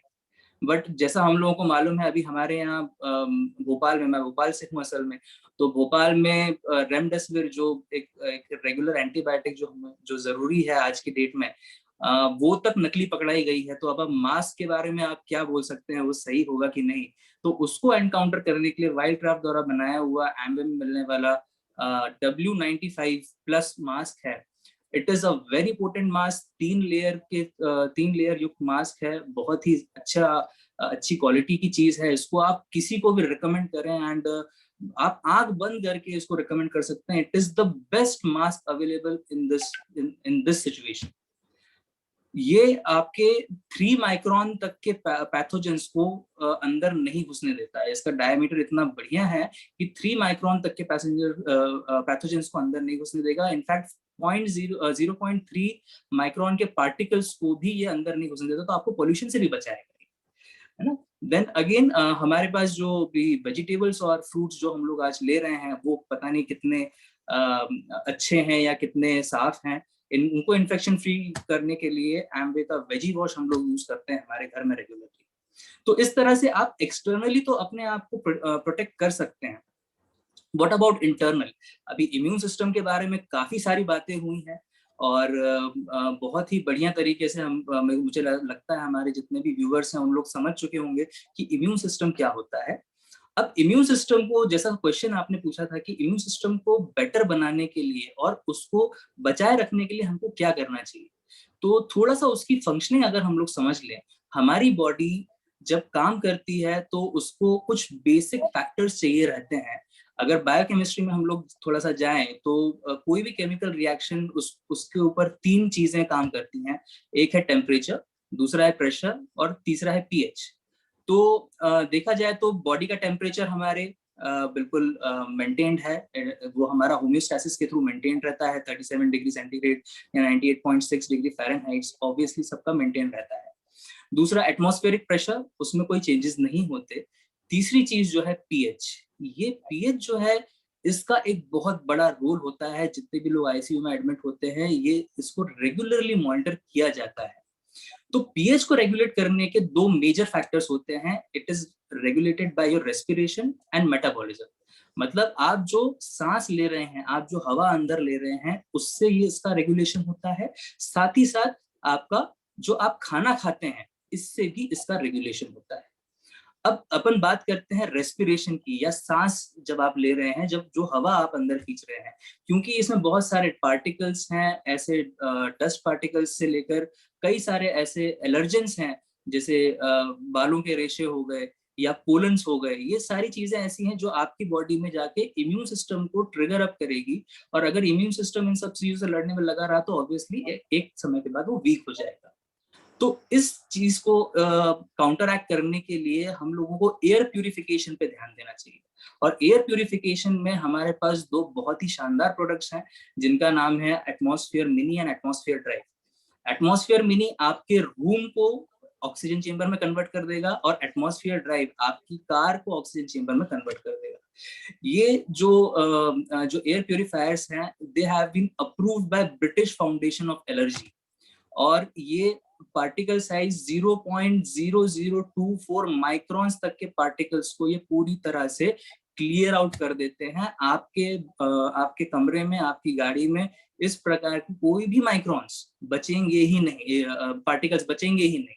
अब आप सोचिए, जब इतने सारे पार्टिकल्स और बैक्टीरियाज, इसमें जो रिसर्च की गई है उससे मालूम पड़ा 95% ऑफ बैक्टीरियाज, 80% वायरसेस प्लस 70% से ज्यादा पैथोजेंस को ये पूरी तरह से हटा देता है, और 99.9% एयर को ये प्यूरिफाई कर देता है। तो इतनी जबरदस्त चीज अगर आपके पास है तो रेस्पिरेशन आपका, या जो ऑक्सीजन आप ले रहे हैं, या जो एनवायरनमेंट में आप है, वो पूरी तरह से सेफ हो जाएगा। अब बात करते हैं दूसरे पार्ट की, वो है मेटाबॉलिज्म। जो भी आप खा रहे हैं वही आप बन रहे हैं। ये एरिस्टोटल जो फादर ऑफ मेडिसिन थे, इन्होंने इस सेइंग को दिया था। अब आपको जान के हैरानी होगी, जितना भी खाना हम लोग खा रहे हैं, आपका जो किचन है उसमें 80% चीजें इम्यूनो सप्रेसेंट है। इम्यूनो सप्रेसेंट मतलब आपके इम्यून सिस्टम को काम करने से रोकने वाली चीजें। सपोज अभी मैं कुछ चीजों के नाम लूंगा और आप लोग मेरे साथ शायद इस पे ताल्लुक रखेंगे कि भाई ये चीजें हमारी डाइट में होती ही होती हैं। जैसे फॉर एग्जाम्पल ऑयल हो गया। आप जो ऑयल खा रहे हैं वो क्या आपके शरीर को फायदा पहुंचा रहा है या नुकसान पहुंचा रहा है? एक बहुत ही जबरदस्त रिसर्च में और एक बहुत शानदार स्टडी मुझे बताते हुए बड़ा गर्व महसूस होता है। हमारे इंडियन डॉक्टर हैं, doctor S Kumar, he is a PhD scientist. उन्होंने रिसर्च किया हुआ है फूड के ऊपर, और उन्होंने बताया है कि 80% ऑयल जो हम लोग खाते हैं, चाहे वो सफोला हो, चाहे वो ग्राउंड नट हो, चाहे पीनट ऑयल हो, इस प्रकार के जो भी ऑयल्स हम लोग खा रहे हैं, ये सारे के सारे इम्यूनो सप्रेसेंट हैं। तो आप कितनी भी गोलियां खा लें, आप कितनी भी दवाइयां खा लें, ये सारे ऑयल्स अगर आप कंज्यूम कर रहे हैं तो एक तरफ से आप सपोर्ट कर रहे हैं, लेकिन दूसरी तरफ से आप अपने इम्यून सिस्टम को डिलीनिएट करते जा रहे हैं, उसको सप्रेस करते जा रहे हैं। दूसरा जो हमारे फूड में बहुत कॉमन है इंडियन डाइट में, that is milk and milk products. Milk is an immunosuppressant. Milk products भी इम्यूनोसप्रेसेंट होते हैं। इसके बारे में मैं अगर बात करने जाऊंगा तो पूरी रात लग जाएगी। इस रिसर्च को करने वाले scientist again doctor S Kumar हैं, जिनको इस रिसर्च के ऊपर प्रेसिडेंट्स अवार्ड मिला है, और इनकी किताब है यस मिल्क अब नो मिल्क। वो प्रेसिडेंट्स लाइब्रेरी में रखी हुई है। तो मैं अपने मन से नहीं बोल रहा हूँ, मैं इस रेफरेंस से आज बात कर रहा हूँ। फिर शक्कर हमारे खाने में ऑलमोस्ट हर चीज में होती है। जो टाटा सॉल्ट है वो हमारे खाने में होता है, it is again immune suppressant. Bakery products जो हमारे यहाँ आज लॉकडाउन के दौरान जब सब लोग घर में बैठे हुए हैं तो कुछ खाए ना खाए बेकरी प्रोडक्ट्स जरूर खाते हैं, और इनमें पड़ने वाले केमिकल्स, खासकर की जो हमारे वेजिटेबल्स और फ्रूट्स जिससे ग्रो हो रहे हैं वो केमिकल्स, ये धीरे धीरे हमारी बॉडी के सिस्टम पे अटैक करते हैं और इम्यून सिस्टम को सप्रेस करते हैं। इनफैक्ट जो सिंथेटिक सप्लीमेंटेशन भी है जो आज की डेट में लिया जा रहा है, जैसे विटामिन सी बहुत ज्यादा आज की डेट में कंज्यूम हो रहा है, आपको जान के हैरानी होगी कि जो सिंथेटिक विटामिन सी है, मतलब केमिकल से बना हुआ विटामिन सी, उसको बनाने के लिए कॉर्न स्टार्च और सल्फर यूज किया जा रहा है, विच इज अगेन कॉर्न जो है, कॉर्न स्टार्च जो है, इट इज कॉर्न स्टार्च जो है, it is nothing but it is carcinogenic, वो कैंसर कॉजिंग मटेरियल है। क्यों? क्योंकि वो इम्यून सिस्टम को सप्रेस करता है। तो आज की डेट में जो हम लोग सुनते आ रहे हैं, shall I continue with the supplementation जो बताया हुआ है? नो, सो ऑलरेडी है और कुछ डिटेल्स हम नेक्स्ट सेशंस में भी ले लेंगे, बिकॉज आपने बहुत अच्छी बात बताई वो इम्यून सप्रेसेंट का, मुझे बहुत अच्छा लग रहा है कि हम इसके बारे में और इन्फॉर्मेशन ले सकते हैं। सो मेरा और एक क्वेश्चन है सर, कि हम सबकी फैमिली में कोई ना कोई है जो 60+ है, चाहे वो हमारे पेरेंट्स हों या हमारे ग्रैंड पेरेंट्स हो, राइट? तो किस तरीके से जो है ये हेल्प करेगा, मतलब एजिंग में इम्यून सिस्टम कैसे हेल्प करेगा, और उन लोगों के लिए आप क्या सप्लीमेंट रिकमेंड करेंगे? क्योंकि ऐसे लोग रिस्क फैक्टर में ज्यादा रहते हैं, जैसे मिलिंद सर ने भी बताया था, राइट? एग्जैक्टली। क्योंकि जैसा आपने सही चीज बोली और सर ने भी बताया था, मिलिंद सर ने, कि जनरली 30+ एज, आज के डेट में मैं तो ज्यादा एज नहीं लूंगा, बट 30+ एज से ही हम लोगों को डायबिटीज, हाइपरटेंशन, थायराइड, ये सारी प्रॉब्लम्स देखने मिल जाती है, और ऐसे लोगों का इम्यून सिस्टम काफी सप्रेस्ड रहता है। तो इन लोगों को सपोर्ट करने के लिए हमको कुछ एक्टिवेटर्स या सप्लीमेंटेशन हम लोगों को लेना बहुत जरूरी है, क्योंकि बहुत सारी प्रॉब्लम्स तो डेफिशिएंसी के कारण ही हो रही है, राइट? तो हम लोगों को जैसे सबसे पहली चीज अपने आज इम्यून सिस्टम के बारे में बात हो रही है, तो सबसे पहली चीज जो हम लोगों को लेना चाहिए दैट इज एक्नीशिया। जो एक्नीशिया सिट्रस प्लस है, एम्बिका आता है, ये एक मतलब इमीडिएट इम्यून बूस्टर है। अगर इसका 14 डेज का 3 टैबलेट डेली का अगर आप डोज लेते हैं, तो जिनका इम्यून सिस्टम मान लीजिए पहले पावदान पे है, तो वो 5वें पायदान पे पहुंच जाएगा 14th डे में। चाहे तो इसको आप और भी डोजेस बढ़ा सकते हैं, डिपेंड करता है, आप अपने जो भी बताने वाले हैं आप लोगों को, उनसे आप कंसल्ट कीजिएगा। Then second thing, Bhatt sir ने बहुत अच्छे से बताया अबाउट प्रोटीन। तो रिकमेंडेड प्रोटीन जो है वो आपकी बॉडी के वेट के बराबर प्रोटीन आपको रोज मिलना चाहिए, दैट इज 1 ग्राम पर KG of your body weight. तो अगर आप 50 केजी के हैं तो 50 ग्राम प्रोटीन रोज खाना है। तो हमारी बॉडी जो रीयूज करती है और जो खाना हम खाते हैं उससे अबाउट 50% हमारी जो नीड है वो पूरी हो जाती है। बट हम लोगों को बचा हुआ 50% जो गैप है उसको हमको ऑल प्लांट प्रोटीन से हम लोग कवर कर सकते हैं। 2 से 3 स्कूप इसको आप रोज ले सकते हैं। अच्छा, अभी घर में स्मूदीज बन रही हैं, शेक्स बन रहे हैं, या रोटी में, इन सभी चीजों में आप इसको मिला सकते हैं, because it is tasteless. Then again एक बहुत ही इंपॉर्टेंट फैक्टर जो हम लोगों को चाहिए that is zinc, again then calcium. ये सारी चीजें और इस तरह के कई सारे मिनरल्स, इनको साथ में काम करने के लिए इनको सपोर्टिव मिनरल्स जो हम लोगों को चाहिए, तो उसके लिए 13 विटामिन 11 मिनरल्स का एक पावर पैक कॉम्बिनेशन है, जिसमें 7 फाइटोन्यूट्रिएंट्स भी हैं, दैट इज न्यूट्रलाइट डेली। अगर रोज आप इसको एक टैबलेट ले लेते हैं तो it will help you in recovering जितनी भी आपको डेली नीड चाहिए थी मिनरल्स की और विटामिन्स की, उसको ये पूरा करता है। फिर हमारे सेल्स को, जैसे मैम ने बताया, हमारी बॉडी में जो इम्यून सिस्टम जो काम कर रहा है और जो सेल्स बन रहे हैं, चाहे वो WBC हो चाहे हमारी बॉडी के दूसरे सेल्स हो, इनको बनने के लिए एक बहुत ही इंपॉर्टेंट फैक्टर जरूरी, दैट इज ओमेगा-3। हमारी जो सेल्स रहते हैं, इनकी आउटर लेयर को बोलते हैं सेल मेम्ब्रेन, और ये सेल मेम्ब्रेन जो होती है प्रोटीन और लिपिड्स इन दोनों से मिला के बनी हुई होती है। तो उसके लिए हम लोगों को ओमेगा-3, एक जो एसेंशियल फैटी एसिड है, वो बहुत जरूरी है। ये चीज तो समझिएगा, बहुत सारे लोगों को लगता है अलसी में हम लोग ओमेगा-3 खा लेंगे या दूसरे जो सोर्सेस है उससे हम लोग ओमेगा-3 खा लेंगे। सबसे पहली चीज, उनमें इतना ओमेगा 3 होता नहीं है जितना आपको डेली रिक्वायरमेंट है। सेकेंडली, ALA और DHA, ये दो बहुत इंपॉर्टेंट फैक्टर्स हैं जो आपको अलसी में या वेजिटेरियन सोर्सेज में आपको नहीं मिलेंगे। उसके लिए हमारा साल्मन ओमेगा 3 बहुत ही बढ़िया सप्लीमेंटेशन है। देन विटामिन सी, जो अभी नया हमारा लॉन्च हुआ, विटामिन सी चेरी प्लस, इसकी 2 टैबलेट्स आप रेगुलरली ले सकते हैं, क्योंकि ये जो वायरस है, इसका आउटब्रेक है, it has been affecting your lungs, आपके अपर और लोअर रेस्पिरेटरी ट्रैक के ऊपर ही ये काम कर रहा है। तो उन दोनों को सपोर्ट करने के लिए, पूरे रेस्पिरेटरी ट्रैक को इनफैक्ट सपोर्ट करने के लिए हमारे पास एक बहुत शानदार सप्लीमेंट है, वो है वसाखा मुलेठी सुरसा। तो वसाखा आपके लंग्स पे काम करेगा, मुलेठी आपके अपर रेस्पिरेटरी ट्रैक पे काम करेगा, और सुरसा आपकी इम्यून सिस्टम को बूस्टअप करेगा। सुरसा इज नथिंग बट तुलसी, तो ये आपको बूस्टअप करेगा। अगर आप सब कुछ सही है और आप चाहें तो आप तुलसी को भी यूज कर सकते हैं। तुलसी एक हमारे पास बहुत ही पोटेंट इम्यून सिस्टम बूस्टर है। तो ये कुछ बेसिक्स है, जो बेसिक सप्लीमेंटेशन जो हर कोई ले सकता है कोविड से बचने के लिए। और अगर कोई स्पेशल कंडीशंस हैं तो उसके बारे में आपको तुरंत बता दे रहा हूँ। अगर बोन हेल्थ किसी की कम है, ऑस्टियोपीनिया बोलते हैं, अगर हड्डियां कमजोर हैं, कैल्शियम की कमी है, तो आप कैलमैक डी प्लस ले सकते हैं। इसमें जिंक भी होता है। अभी जैसे एक बहुत ही बेसिक चीज हम लोगों को देखने मिली है कि किसी को भी कोरोना होता है तो उसका सेंस ऑफ स्मेल जा रहा है, तो आपको जान के हैरानी होगी, that is because of zinc deficiency.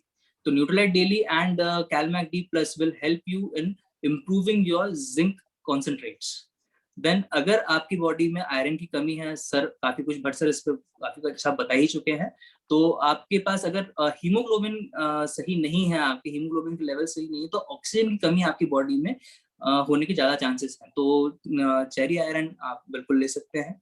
Then phytonutrients बहुत जरूरी हैं, क्योंकि आज की डेट में हमारे पास जो फ्रूट्स और वेजिटेबल्स आ रहे हैं, they are not organically made, और सब कोई ऑर्गेनिक खाना नहीं खा पा रहे हैं।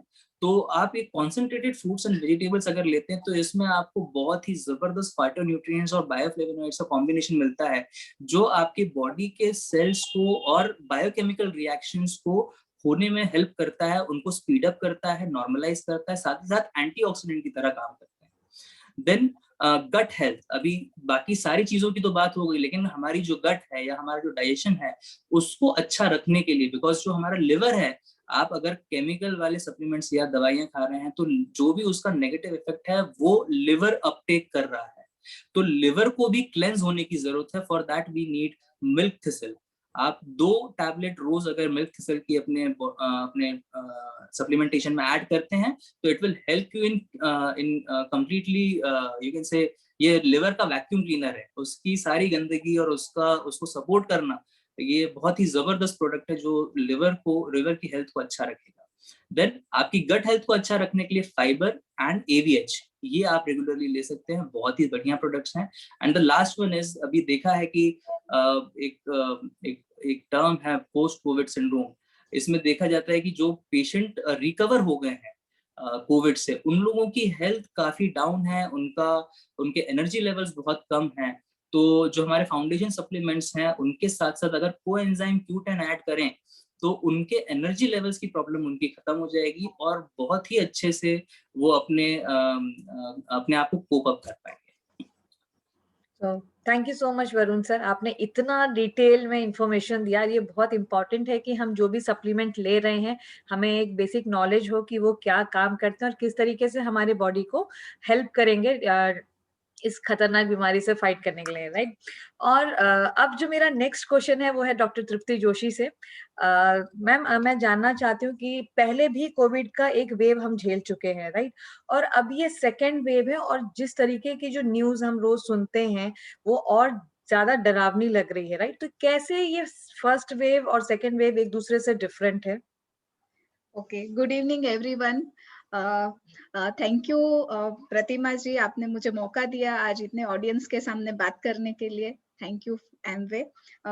अभी आपने जैसा जो क्वेश्चन पूछा है, बहुत ही सबको यही प्रश्न पड़ रहा है कि इतना कोरोना क्यों। तो मैं सिर्फ इतना बताना चाहूंगी कि फर्स्ट वेव और सेकेंड क्या डिफरेंस है, ठीक है। तो पहले वेव में जो वायरस था उसका जो स्प्रेड है वो रिलेटिवली स्लो था, मतलब एक आदमी से दूसरे आदमी तक उसको पहुंचना और वो वायरस ने मल्टीप्लाई होना, उसकी जो स्पीड है बढ़ने की, 1 से 2, 2 से 4, 4 से 8, जो उसको मल्टीप्लाई होना है वो स्पीड थोड़ी कम थी। इस बार वो स्पीड बहुत ज्यादा है, इन्फेक्शन बहुत जल्दी हो रहा है। पहले हम देखते थे कि एक फैमिली में एक ही इंसान पॉजिटिव रहता था, आज हम देखते हैं कि पूरे के पूरे फैमिलीज पॉजिटिव हो जाते हैं। पहली बार में जो हमारा वेव आया था उस टाइम पे पीक, मतलब कि जब शुरुआत हुई कोरोना की और सबसे ज्यादा केसेस होने लगे, वो टाइम तकरीबन 100 दिन का था, मतलब हमें 3 महीने लगे तकरीबन हाईएस्ट नंबर जाने के लिए। लेकिन इस बार कोरोना ने हमें बिल्कुल टाइम नहीं दिया है। सेकेंड वेव में पहले जब हमारे केसेस कम थे और अभी हाईएस्ट हम बोलते हैं 1 लाख इन अ डे, एक दिन में 1 लाख केसेस होना, और पिछले वेव में एक दिन में 1 लाख केसेस होना, उसको 3 महीने लगे थे शुरुआत होने के बाद। इस बार वो सिर्फ 1.5 महीने में हो गया है, ऑलमोस्ट 45 to 50 डेज में। अभी भी पीक नहीं बोलूंगी मैं, अभी वो बढ़ रहा है। ठीक, अभी जब हम इस फॉलो करते हैं वो वेव फॉर्म को, तो अभी भी पीक है कि नहीं वी कैन नॉट से, जब तक वो कम नहीं होने लगता है। जब वो कम होगा तब हम बोलेंगे कि वो पीक है। तो it is still increasing. Last time में ओल्ड एज के लोग ज्यादा अफेक्ट हो रहे थे। हम ऐसा बोलते थे कि 60 प्लस है तो ज्यादा रिस्क है, इसीलिए हम उनको ज्यादा केयर करते थे। और जो यंगर लोग है, अबव 40, बिलो 40 है, छोटे बच्चे हैं, उनको कुछ नहीं होता है तो ज्यादा किसी को टेंशन नहीं होता था। घर में छोटे बच्चे हैं, हम उनको संभालते थे, लेकिन हमको वो टेंशन नहीं था। लास्ट टाइम हम सब डरे हुए थे। कोरोना पहली बार आया था, चाइना में इतना सब हो रहा है, दूसरे देशों में ये हो रहा है, हम लोग डरे हुए थे। इस बार लोगों का डर थोड़ा सा कम हो गया था जब कोविड कम हुआ।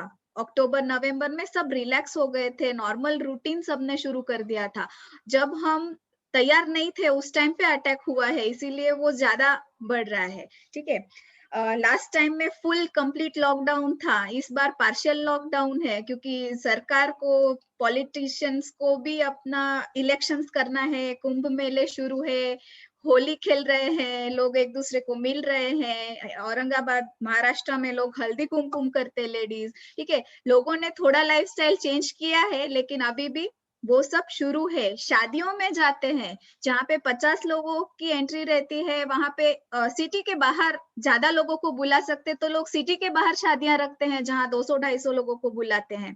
ठीक है, हम लोगों के पास हर चीज के लिए एक रास्ता है उससे बाहर निकलने के लिए। अगर कोई रूल बना है तो कोई भी रूल तोड़ने के लिए उसका हमेशा रास्ता रहता है। तो we are very sharp in doing that as Indians. उसके बाद में हमने प्रिकॉशंस तो ले रहे हैं। मैं खुद की ही बात करूंगी, लास्ट वेव में घर पे आके मैं रोज बाल धोती थी। Daily I use to do hair wash for almost 1.5 month। अगर कोविड ड्यूटी है तो आके नहाना, बाल धोना। इस बार नहीं, घर पे आने के बाद हाथ पैर धो लिए, नहा लिया, बाल नहीं, बालों को कैप लगा के जाते हैं। ठीक है, तो there is a lot of difference between the two. इस बार डेथ रेट भी ज्यादा है क्योंकि लोग ज्यादा अफेक्ट हो रहे हैं। इस बार बच्चे भी अफेक्ट हो रहे हैं, यंग जनरेशन ज्यादा अफेक्ट हो रही है क्योंकि लोग बाहर जा रहे हैं, एक दूसरे को मिल रहे हैं। ठीक है, तो this is the difference between the two. जितना ज्यादा इतना ज्यादा है कि हमको अगर टाइम मिला तो we can talk almost 1 hour की क्या डिफरेंस है दोनों में। Thank you. Thank you Tripti ma'am. आपने बताया कि किस तरीके से ये आज का जो है कोविड ये यंग लोगों में ज्यादा हो रहा है। तो मेरा नेक्स्ट क्वेश्चन सुपर्णा मैम से है कि मैम ये इम्यून सिस्टम हमारा एडल्ट में किस तरीके से काम कर रहा है, क्योंकि अभी ये अडल्ट्स में भी काफी ज्यादा केसेस देखे जा रहे हैं, राइट? तो ये उसमें किस तरीके से काम करता है और एडल्ट लोग क्या चैलेंजेस फेस कर रहे हैं अगर उनको इम्यूनिटी वीक हो जाती है तो? यस, तो जैसा ये जो क्वेश्चन है इसका एक पार्ट ऑलरेडी फर्स्ट इसमें मैंने आंसर किया था कि कैसे इम्यून सिस्टम काम करता है। हाँ, तो अडल्ट्स में भी उसी तरीके से काम करता है, लेकिन कैसा है हर एक का इम्यून सिस्टम अलग अलग रहता है। Everybody has a different level of immune system, वो दैट इज जेनेटिकली डिटरमाइंड। मतलब आप किस तरह से बाय बर्थ आ गया है उस हिसाब से इम्यून सिस्टम रहता है। जब कुछ लोगों का मैं कहूंगी देयर आर 2 टाइप्स, एक तो वीक इम्यून सिस्टम रह सकता है और या तो फिर अल्टर्ड मतलब कुछ अलग तरीके से काम कर रहा है, वो नॉर्मली काम नहीं करता है। ओके, दो तरीके से इम्यून सिस्टम अलग हो सकता है। ऐसे वीक इम्यून सिस्टम बहुत कुछ लोगों का होता है, अडल्ट्स में भी होता है कुछ लोगों का, नॉट नेसेसरीली कि वो एजिंग ही हो जाएगा तो वीक हो जाएगा इम्यून सिस्टम, या फिर बच्चे ही है तो उनका इम्यून सिस्टम वीक है, ऐसा नहीं, कुछ अडल्ट्स में भी इम्यून सिस्टम वीक हो सकता है।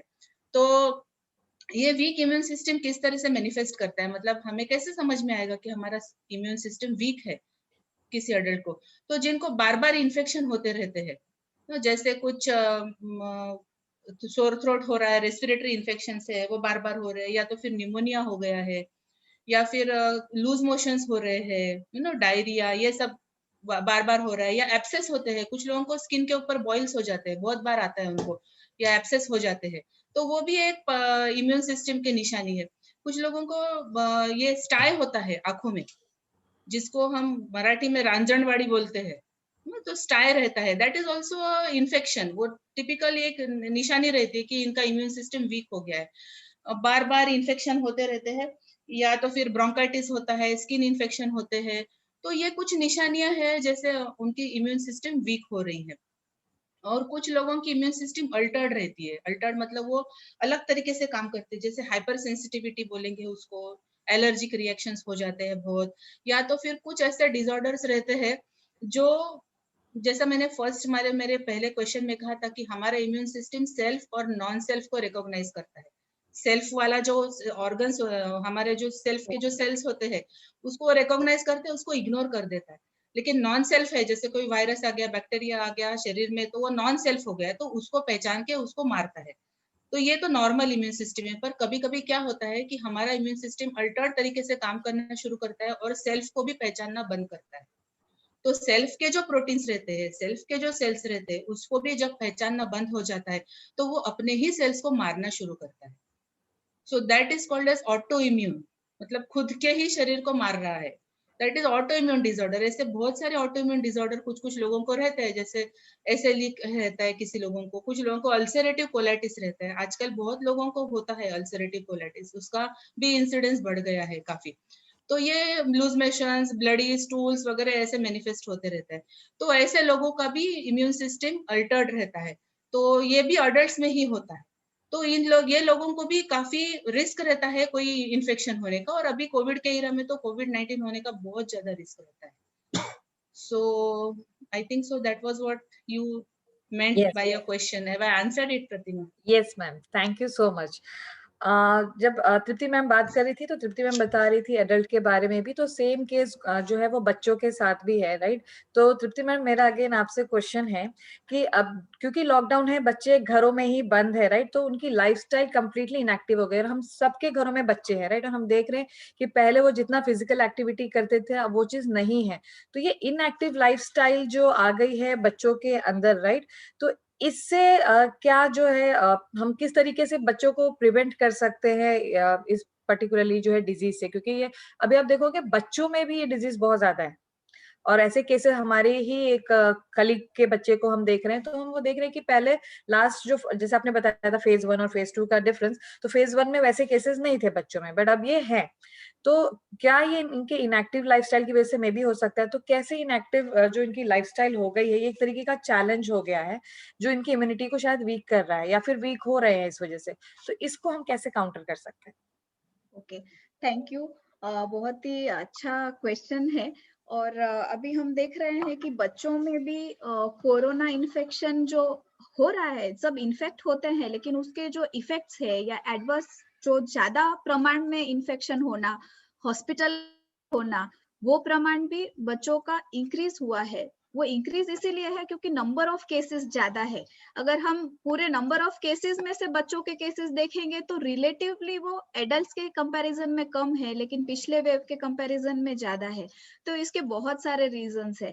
पहला है कि बच्चे पूरा टाइम घर में हैं, देयर इज नो स्कूल, कोई स्कूल नहीं है, ना वो गार्डन में जाके खेल सकते हैं, उनकी फिजिकल एक्टिविटी कम हो गई है। घर में बैठे हैं, टीवी पे रहते हैं, ऑनलाइन क्लासेस रहते हैं, तो एक्सरसाइज कुछ भी नहीं है। तो ये जो इनएक्टिविटी है उसकी वजह से ओबेसिटी मतलब कि वजन बढ़ने का जो प्रमाण है बच्चों में वो ज्यादा हो गया है।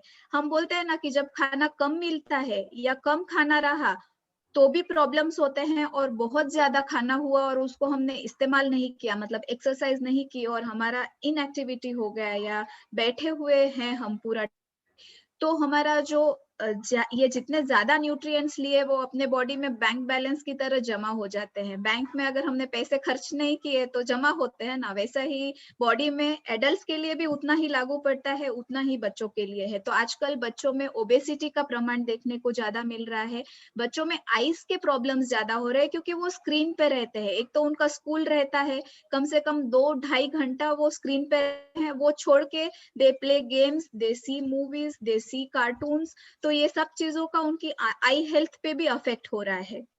और डेफिनेटली जब अपना खाने पीने में इश्यूज हो रहे हैं ज्यादा, तो अपना इम्यूनिटी भी सफर करता है। और इम्यूनिटी बच्चों का लेस देन 5 इयर्स के जो बच्चे हैं, इम्यूनिटी वैसे भी कम रहता है क्योंकि वो डेवलप हो रहा है, उनको कुछ वायरल इन्फेक्शन हुआ, उनकी इम्यूनिटी बढ़ रही है धीरे धीरे। लेकिन we don't want them to get Covid, right, क्योंकि कोविड के बहुत ज्यादा साइड इफेक्ट्स है। तो अभी हम देखेंगे कि हम इसके लिए क्या कर सकते हैं। तो पहली चीज है, अभी हम बच्चों को खेलने के लिए बाहर नहीं भेज रहे हैं, कम से कम घर की छत पे या अपनी बालकनी में या घर के अंदर ही थोड़ा स्पेस बना के उनके साथ एक्टिविटी हो सके, ऐसे गेम्स खेल सकते हैं जिसमें थोड़ी भागा दौड़ी हो जाए, कूदना हो जाए, डांस हो जाए। ठीक है, dance is also a very good type of exercise. तो गाना लगाओ, डांस करो, that will be a activity for them. उनका एक रूटीन करिए, क्योंकि क्या होता है, बच्चों का स्कूल नहीं है तो 8 बजे उठ रहे, 9 बजे उठ रहे हैं, अपने हिसाब से वो जैसे ही उठे कि उठ के डायरेक्ट टीवी के सामने, सॉरी अपने मोबाइल के सामने बैठ जाते हैं स्कूल अटेंड करते हुए। कुछ कुछ बच्चे सोते हुए रहते हैं ऑलमोस्ट, पेरेंट्स वो सामने मोबाइल ला के रखते हैं कि चलो बेटा स्कूल शुरू हो गया। तो we have to have some punctual schedule उनके लिए। तो उनका रूटीन चेंज करिए, ऐसा रखिए जैसा वो स्कूल में था। सुबह में जल्दी उठना, डेली 30 मिनट्स कुछ तो भी एक्सरसाइज करना, खाने पीने में उनको हेल्दी फूड देना है, क्योंकि घर बैठे हैं तो पिज्जा, बर्गर, सॉफ्ट ड्रिंक्स ऐसा सब चलता है, रेडीमेड चीजें हम मंगवा लेते हैं बाहर से कभी कभी।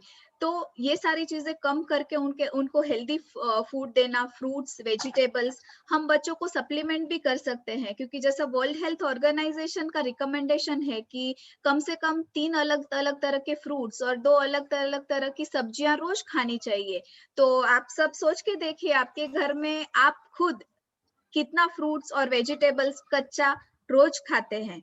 इंडिया में वेजिटेबल्स कच्चा तो हम सोच ही नहीं सकते हैं, फ्रूट्स खाते हैं, और वो भी 2 केले 3 केले ऐसा नहीं, 1 केला, 1 एप्पल, थोड़े ग्रेप्स, ऐसे अलग अलग फ्रूट्स खाने हैं। तो आप खुद का असेसमेंट करिए कि हम कितना खाते हैं। तो अगर हम इतना नहीं खा पा रहे हैं तो हमें we need some सप्लीमेंट जिसमें हमें विटामिन और मिनरल्स मिलेंगे। और बच्चों के लिए अभी विटामिन सी है, वो बहुत इंपॉर्टेंट है, जिंक है, तो ये सारी चीजें मल्टीविटामिन में रहती है। तो बच्चों को फूड सप्लीमेंट्स ना उतना ही इम्पोर्टेंट है।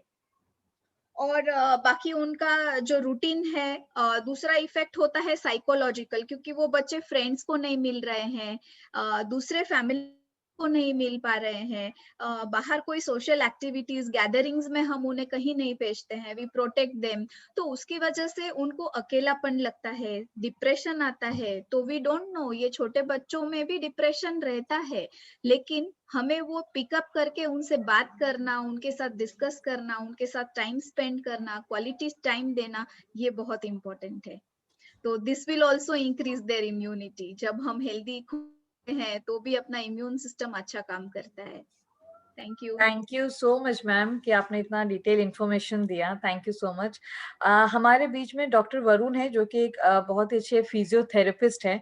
तो मैं चाहूंगी कि सर आप थोड़ा सा इसके ऊपर प्रकाश डालें कि मतलब किस तरीके से एक्सरसाइज जो है और एक्टिव लाइफस्टाइल जो है हमारी इम्यूनिटी को बूस्ट करने में हेल्प करेगा। Thank you so much for the question Pratima ji. और आपने बिल्कुल सही कहा। मेरी आवाज आ रही है ना आपको? Yes yes yes. Okay.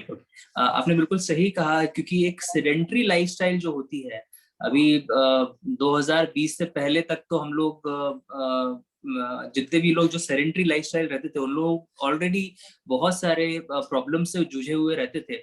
But अभी आज की डेट में हम सब लोगों को फोर्सफुली इस सेडेंटरी लाइफस्टाइल को फॉलो करने के लिए हमको मजबूर कर दिया गया है।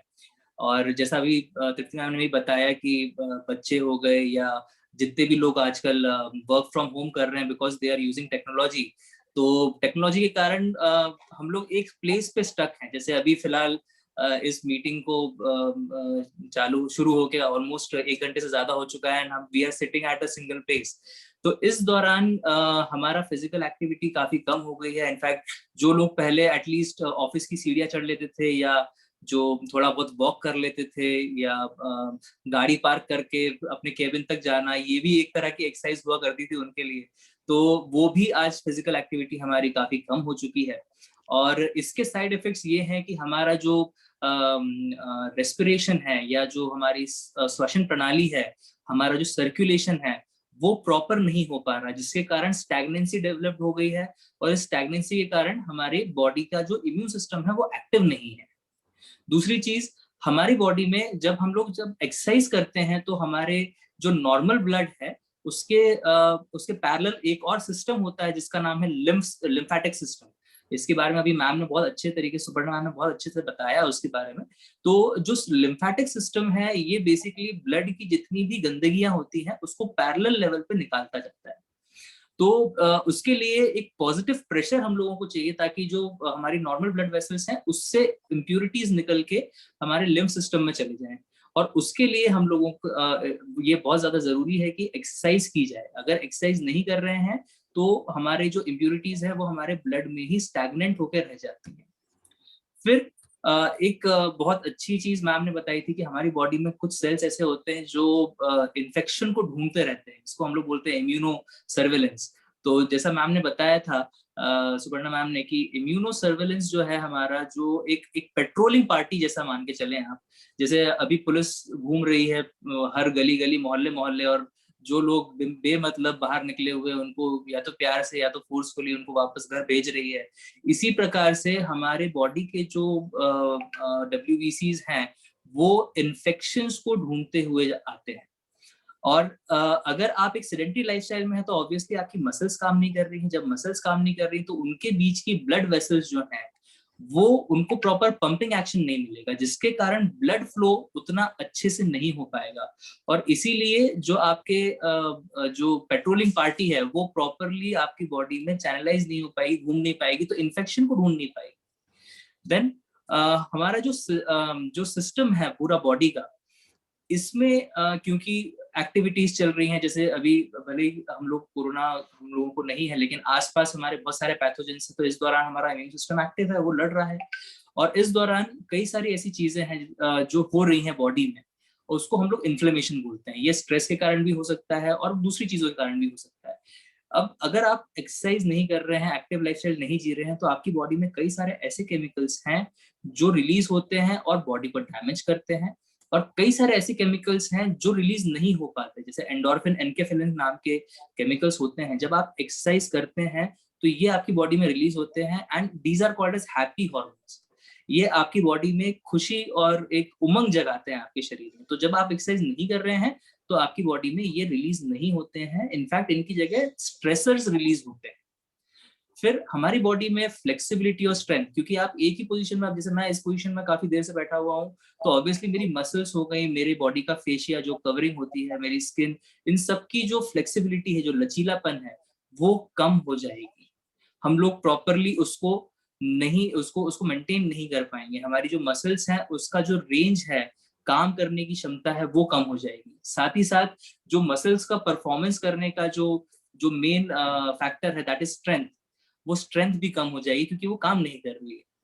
और लास्ट पॉइंट एक जो बहुत इंपॉर्टेंट है, एक्सचेंज ऑफ मेटाबोलाइट्स, या जो आपने आपकी बॉडी में जो भी आपने खाना खाया, जो भी आपने दिन भर में जो भी पैथोजन से लड़ाई करी, या जो भी पॉल्यूशंस आपकी बॉडी में घुसे, उन सबको क्लीन करके उसका मेटाबॉलिक वेस्ट जो जमा होता है, ये सारा का सारा वेस्ट जो है ये हमारी बॉडी में काफी सारा एक्सक्रीट तो हो जाता है, लेकिन बहुत कुछ हमारी बॉडी में रह जाता है because of lack of exercise.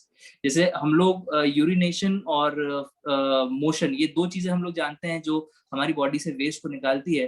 But आपको जान के हैरानी होगी, जब आप पसीना आपकी बॉडी से निकल रहा है तो उस समय भी आपकी बॉडी से वेस्ट निकल रहा है। जब आप सांस ले रहे हैं तो उस समय भी आपकी बॉडी से वेस्ट निकल रहा है। तो ये सारी चीजें जो है एक्सरसाइज के अभाव में हमारी बॉडी में एक्यूमुलेट होती जाती हैं, जिनके कारण फ्री रेडिकल प्रोडक्शन बढ़ जाता है, जिसके कारण हम लोगों के बीमार होने के चांसेस बहुत ज्यादा हो जाते हैं। तो इसको काउंटर एक्ट करने के बहुत सिंपल तरीके हैं। प्राणायाम हम सभी लोग जानते हैं, अनुलोम विलोम प्राणायाम एक बहुत ही इंपॉर्टेंट प्राणायाम है जिसको हर कोई कर सकता है, हर एज का इंसान कर सकता है और ये बहुत ही इफेक्टिव है। दूसरा, जो टेक्निकल टर्म्स में हम लोग बोलते हैं पर्स लिप ब्रीदिंग, ये ऐसी ब्रीदिंग है कि जिसको आपको ये कोई भी कर सकता है। ये ब्रीदिंग एक्सरसाइज है, इस दौरान हमको करना भी बहुत जरूरी है क्योंकि हमारे लंग्स को ये बहुत अच्छे से इन्फ्लेटेड रखेगी ऑक्सीजन से और हमारे ब्लड का ऑक्सीजन लेवल बढ़ाएगी। इसको करने का बहुत सिंपल तरीका है, आपको अपने पेट पे हाथ रखना है, चेस्ट के जस्ट नीचे आप हाथ रखिएगा, ये आपका डायफ्राम होता है और आपको गहरी सांस लेनी है नाक से। जब सांस लेंगे तो पेट आपका बाहर आना चाहिए और आपको होठों से होठों को आपको मतलब एक छोटी सी स्लिट, छोटा सा स्पेस बनाना है और उससे फिर आपको हवा को बाहर फूंकना है। हवा इतनी स्लो बाहर जानी चाहिए जैसे आपके सामने कैंडल रखी हुई हो, आप उसको फूंक तो रहे हो, उसकी लौ हिलनी चाहिए लेकिन वो बुझनी नहीं चाहिए। तो आपको इस प्रेशर को मेंटेन करते हुए चलना है। जब इस प्रेशर को मेंटेन करते हुए चलेंगे तो आपके लंग्स जो है वो इन्फ्लेटेड रहेंगे। फिर एक और एक्सरसाइज है जिसको हम लोग बोलते हैं डायफ्रामेटिक ब्रीदिंग।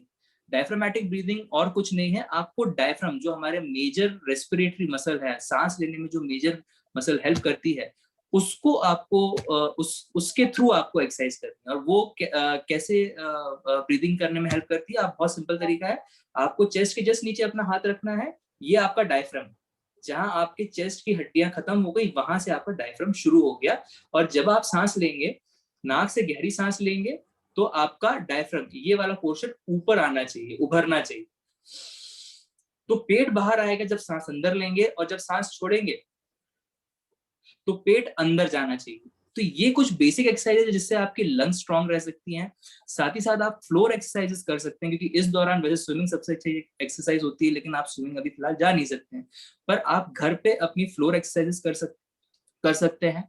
प्लस आप सूर्य नमस्कार, अगर फ्लोर एक्सरसाइजेस मतलब लोगों को नहीं मालूम होती, हालांकि यूट्यूब पे बहुत कुछ अवेलेबल है, बट अगर सूर्य नमस्कार आप बहुत अच्छे से कर सकते हैं। मैं रिकमेंड करूंगा कि 45 से कम जितनी भी लोगों की उम्र है और 45 प्लस जो लोग फिट हैं वो लोग सूर्य नमस्कार जरूर करें। एटलीस्ट 10 सूर्य नमस्कार अगर कर लेते हैं तो अपनी फिटनेस, फ्लेक्सिबिलिटी और जितने भी मैंने फैक्टर्स बताए इन सब को हम लोग लेवल में रख सकेंगे। Over to you. So thank you so much, Varun sir, आपने बहुत अच्छी एक्सरसाइज बताई। आई एम श्योर सब लोग अपने घर में जो नहीं करते आज से शुरू कर दीजिए, क्योंकि कहते हैं ना prevention is better than cure, right. तो पहले से ही अपना ध्यान रखना है। और योगा के कुछ आसन हैं जो आपको यूट्यूब पे भी मिल जाएंगे, या फिर अगर आप किसी को फॉलो करते हैं तो प्लीज उसके वीडियोज अपने खुद के बनाएं और अपने टीम्स में शेयर कीजिए ताकि लोग जो है उसको फॉलो करें और आगे कंटिन्यू करें। तो अब जो है मेरा next question doctor Amol sir से है, क्योंकि अब हम सबको पता है बाहर सिनेरियो अभी बहुत ही डेंजरस है। लोगों को हॉस्पिटल में बेड नहीं मिल रहे हैं, ऑक्सीजन नहीं है अवेलेबल, वेंटिलेटर्स वाले बेड नहीं है। तो कैसे हम अर्ली जो साइंस है या जो अर्ली स्टेज है राइट कोविड का, उसको कैसे हम खुद डिटेक्ट कर ले और देन उसके आगे उस अकॉर्डिंगली जो है चीजों को प्रिपेयर करें। Thank you Pratima ji. Actually अभी कोविड के दरमियान व्हाट्सएप यूनिवर्सिटी है और बहुत सारे यूनिवर्सिटी है जिसकी वजह से ऑलरेडी बहुत सारे लोग तो हाफ डॉक्टर्स ऑलरेडी हो चुके हैं। तो जो चीजें सबको पता है वो मैं ज्यादा बताऊंगा नहीं। सिम्टम्स सबको पता है कि रेस्पिरेटरी सिम्टम्स आते हैं, जैसे स्मेल आना बंद हो जाता है। तो इस बार के इसमें सेकेंड वेव में एडिशनल सिम्टम्स है जीआई सिम्टम्स, मतलब डायरिया, ये भी एक सिम्टम है कोविड का, तो ये भी एडिशन हो चुका है। एंड यूजुअली बच्चों में ये सिम्टम बोल के आते हैं। तो ये सिम्टम्स है जो अलग अलग कैटेगरीज के हैं। मैं बात करूंगा साइन, मतलब उसमें आपको क्या क्या चीजें देखनी है। तो ऑक्सीजन सैचुरेशन के बारे में जब बात करते हैं तो सैचुरेशन लेस देन 95% अगर है, इसका मतलब आपका ऑक्सीजन सैचुरेशन कम हो गया है शरीर का, तो वो एक साइन है विच इज इम्पोर्टेंट साइन सबके लिए। एंड अगर 95% से ज्यादा सैचुरेशन है और 6 मिनट वॉक टेस्ट बोलते हैं उसको, तो 6 मिनट वो बंदे ने चलना है और फिर से सैचुरेशन चेक करना है, और वो चेक करने के बाद सैचुरेशन अगर 3% से कम हुआ है, लेट अस से फॉर एग्जांपल कोई घर पे अपने बंदा है जिसको हमने सैचुरेशन चेक किया, उसका 98% है, बट आपको ऐसा लगता है कि चेक करना चाहिए उसका सैचुरेशन फिर से, तो बाकी के सिम्टम्स, उसको फीवर भी है, सांस लेने में तकलीफ हो रही है ऐसा लग रहा है, बट सैचुरेशन 98% है, तो ऐसे ऐसे सिनेरियो में उसको 6 मिनट चलाने के बाद अगर उसका सैचुरेशन 95% या उससे नीचे आ जाता है, तो इसका मतलब वो 6 मिनट टेस्ट फेल हो गया है, तो that person has to get admitted. तो ये अर्ली साइंस में आता है कोविड के। और डायग्नोसिस के लिए तो बाकी जैसे हम बोलते हैं रैपिड एंटीजन टेस्ट है, आरटी-पीसीआर है, ये तो टेस्ट तो है ही कि, तो ये हो गया अर्ली डिटेक्शन। और अभी डिटेक्ट करने के बाद किनको एडमिट करने की जरूरत है? सबको एडमिट करने की जरूरत है? नहीं, बिल्कुल नहीं। तो क्या करना चाहिए अगर किसी का सैचुरेशन कम है, वॉक टेस्ट भी हमने किया जिसमें वो फेल हो गया है, और वर्क ऑफ ब्रीदिंग इंक्रीज हो गया है। वर्क ऑफ ब्रीदिंग मतलब जैसे सांस लेने में तकलीफ बढ़ रही है, तो ऐसे पेशेंट को एडमिट करने की जरूरत पड़ती है, सबको एडमिट करने की जरूरत नहीं होती है। और इस केस में एक एडिशनल ऐसा है ये बीमारी में, हैप्पी हाइपोक्सिया नाम की चीज है कि उसका ऑक्सीजन भले ही कम हो जाए 80% तक है, लेकिन उसको कुछ अनकॉन्शियस हो गए या ज्यादा कुछ तकलीफ हो रही है ऐसा नहीं है, वो बोलते मैं तो चल रहा हूँ, खा रहा हूँ, पी रहा हूँ, सब तो अच्छा है। तो यूजुअली ये एल्डरली लोगों में पाया जाता है और ये लोग फिर एडमिट होने के लिए तैयार नहीं होते। तो आपको उनको ये कन्विंस करना पड़ेगा कि ऐसा अगर हुआ है, आपको हाइपोक्सिया अगर है, हाइपोक्सिया मतलब सैचुरेशन लेस देन 95% है, तो एडमिट करने की जरूरत है। और किसी को जैसे रिस्क फैक्टर्स बिंदु सर ने बताया, डायबिटिक है, हार्ट अटैक है, एनी क्रॉनिक इलनेस है, प्रेगनेंसी है, या और कुछ क्लिनिकल कंडीशन ऐसा है जिसकी वजह से उसको एडमिट करने की जरूरत पड़ रही है, तो ऐसे सिनेरियो में उनको जल्दी एडमिट करना जरूरी हो सकता है। तो अभी yes Pratima ji, I think I have answered this question. So thank you sir. और मेरा एक क्वेश्चन है कि अभी जैसे ऑक्सीजन का आप हम लोग न्यूज में देख रहे हैं कि लोग किस तरीके से परेशान हैं कि ऑक्सीजन अवेलेबल नहीं है, राइट? तो आप कैसे लोगों को हमें रिकमेंड करते हैं कि होम ऑक्सीजन थेरेपी के ऊपर? एक्चुअली थोड़ा सा मैं इसमें थोड़ा सा और इलाबोरेट बात करूंगा, हाँ, क्योंकि home oxygen therapy starts with self. तो हमने इतने सारे प्रिवेंशन लिए, फिर भी अगर पॉजिटिव हो ही गए हैं, तो किसी का यूजुअली ऑक्सीजन थेरेपी का रोल ये एडमिशन के बाद आता है। और जब भी कोई हॉस्पिटल में एडमिट होता है, तो आप जाहिर है अभी आपके घर में से भी कोई ना कोई एक बंदा तो फैमिली में से, हर एक फैमिली में से अफेक्ट हो ही चुका है आज तक। तो आपको एक्सपीरियंस है कि वो एडमिट करने के बाद ऑक्सीजन लगाते हैं, ऑक्सीजन लगाने के बाद फिर वो सैचुरेशन मॉनिटर होता है वहां पर। तो देखिए, सेव ऑक्सीजन सेव लाइफ, ये मंत्र है अभी हमारे पास में भी। आप सबको पता है कि ऑक्सीजन का शॉर्टेज है, तो अगर आपको हॉस्पिटल में ही ऑक्सीजन का शॉर्टेज है तो घर पे तो मिलना मुश्किल ही है, ठीक है। लेकिन फिर भी हम ट्राई करेंगे, पहले हम हॉस्पिटल का ऑक्सीजन पे हमको बचाना है। ऐसा नहीं है कि मेरे पास पैसे है तो मैं ज्यादा ऑक्सीजन ले लूंगा तो चलेगा, वैसा नहीं करना है।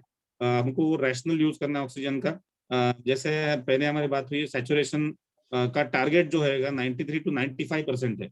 मतलब ऐसा नहीं है कि मेरे पास वो 98% है, मतलब सबसे ज्यादा अच्छा है, तो मैं खुद से ही बढ़ा दूंगा सैचुरेशन ऑक्सीजन का जो भी डोज चल रहा है फ्लोमीटर से, वैसा नहीं करना है हमको। तो वो ऑक्सीजन हमको बचाना है। यूजुअली ये जो अभी स्टेप अप थेरेपी जो रहती है कोविड की, तो उसमें अलग अलग ट्रीटमेंट्स है। ऑक्सीजन बाय नेजल प्रोंग्स है, oxygen by nasal, oxygen by mask है, ऑक्सीजन विद नॉन रीब्रीथिंग मास्क है, फिर बायपैप मशीन है, नॉन इन्वेजिव वेंटिलेशन है। ये स्टेप अप थेरेपी है। लेकिन जब स्टेप डाउन की जब बात आती है, जब हम घर पे जाने के तैयारी में हैं, तो घर पे जाने के बाद ये patients are on low flow oxygen. Low flow मतलब 5 लीटर पर मिनट का ऑक्सीजन है। तो इतना कम ऑक्सीजन के लिए हम घर पे ही ऑक्सीजन कॉन्सेंट्रेटर ला सकते हैं। इट इज अ स्पेसिफिक छोटा सा मशीन है, जैसे अपना पुराने जमाने के सीपीयू कंप्यूटर आता था, इस टाइप का मशीन आता है। तो you can go for that oxygen concentrator, जिससे प्रेशर स्विंग एडसॉर्प्शन टेक्नोलॉजी से हमको ऑक्सीजन मिलता है। और एंड 2 to 5 लीटर पर मिनट की ऑक्सीजन घर पे हम उससे चला सकते हैं। तो लेकिन साथ साथ में ये हमको देखना है, वरुण सर ने ऑलरेडी फिजियोथेरेपी के बारे में बात किया है, but I would still stress on carp protocol. जिसको भी ऑक्सीजन की जरूरत पड़ रही है उसको कोविड अवेक रीपोजिशनिंग प्रोटोकॉल ऐसा हम बोलते हैं, जिसमें ऐसे पाया गया है कि पेशेंट्स यूजुअली जिनको ऑक्सीजन की जरूरत है उनका लंग कैपेसिटी कॉम्प्रोमाइज्ड है, तो वो लंग कैपेसिटी मैक्सिमम है जो अगर वो पोस्चर चेंज करते रहते हैं, तो अगर वो स्पेसिफिक पोस्चर में रहेंगे तो उनका लंग कैपेसिटी धीरे धीरे कम होते जाता है। मतलब क्या, मुझे अगर सोना है, किसी पेशेंट को सुलाना है, तो उसको हमेशा हमको आदत रहती है कि पीठ के बल सोने की, तो जिसको ऑक्सीजन है इट इज बेटर दैट वो ज्यादा समय पेट के बल सोए, पीठ के बल नहीं, मतलब ऑन द सोए, या एक साइड में जैसे एक करवट लेके सोए, तो जिससे उसका लंग कैपेसिटी बढ़ने में हेल्प होती है।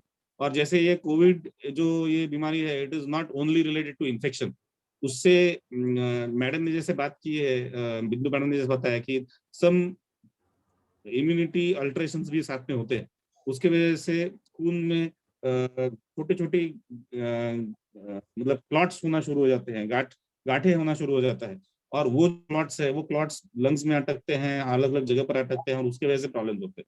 तो अगर हमने ये सब चीजें साथ साथ में फॉलो की तो we can definitely help to maintain our saturation. और अभी ऐसा है कि हमारे पास घर में अभी कोई बंदा पॉजिटिव आ गया, कोविड पॉजिटिव आ गया, तो इसका मतलब ऐसा है कि उसकी जिंदगी खत्म हो गई?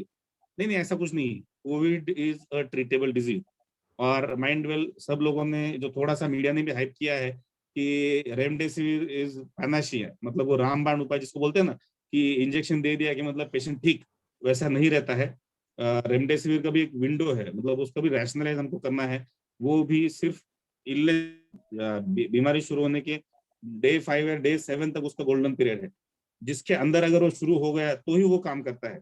और ऐसे बहुत सारे पेशेंट्स हैं जिनको रेमडेसिविर नहीं मिला लेकिन फिर भी वो अच्छे हो जाते हैं। तो मतलब रेमडेसिविर नहीं है मतलब आपने जीवन खत्म हो गया, ऐसा नहीं रहता है।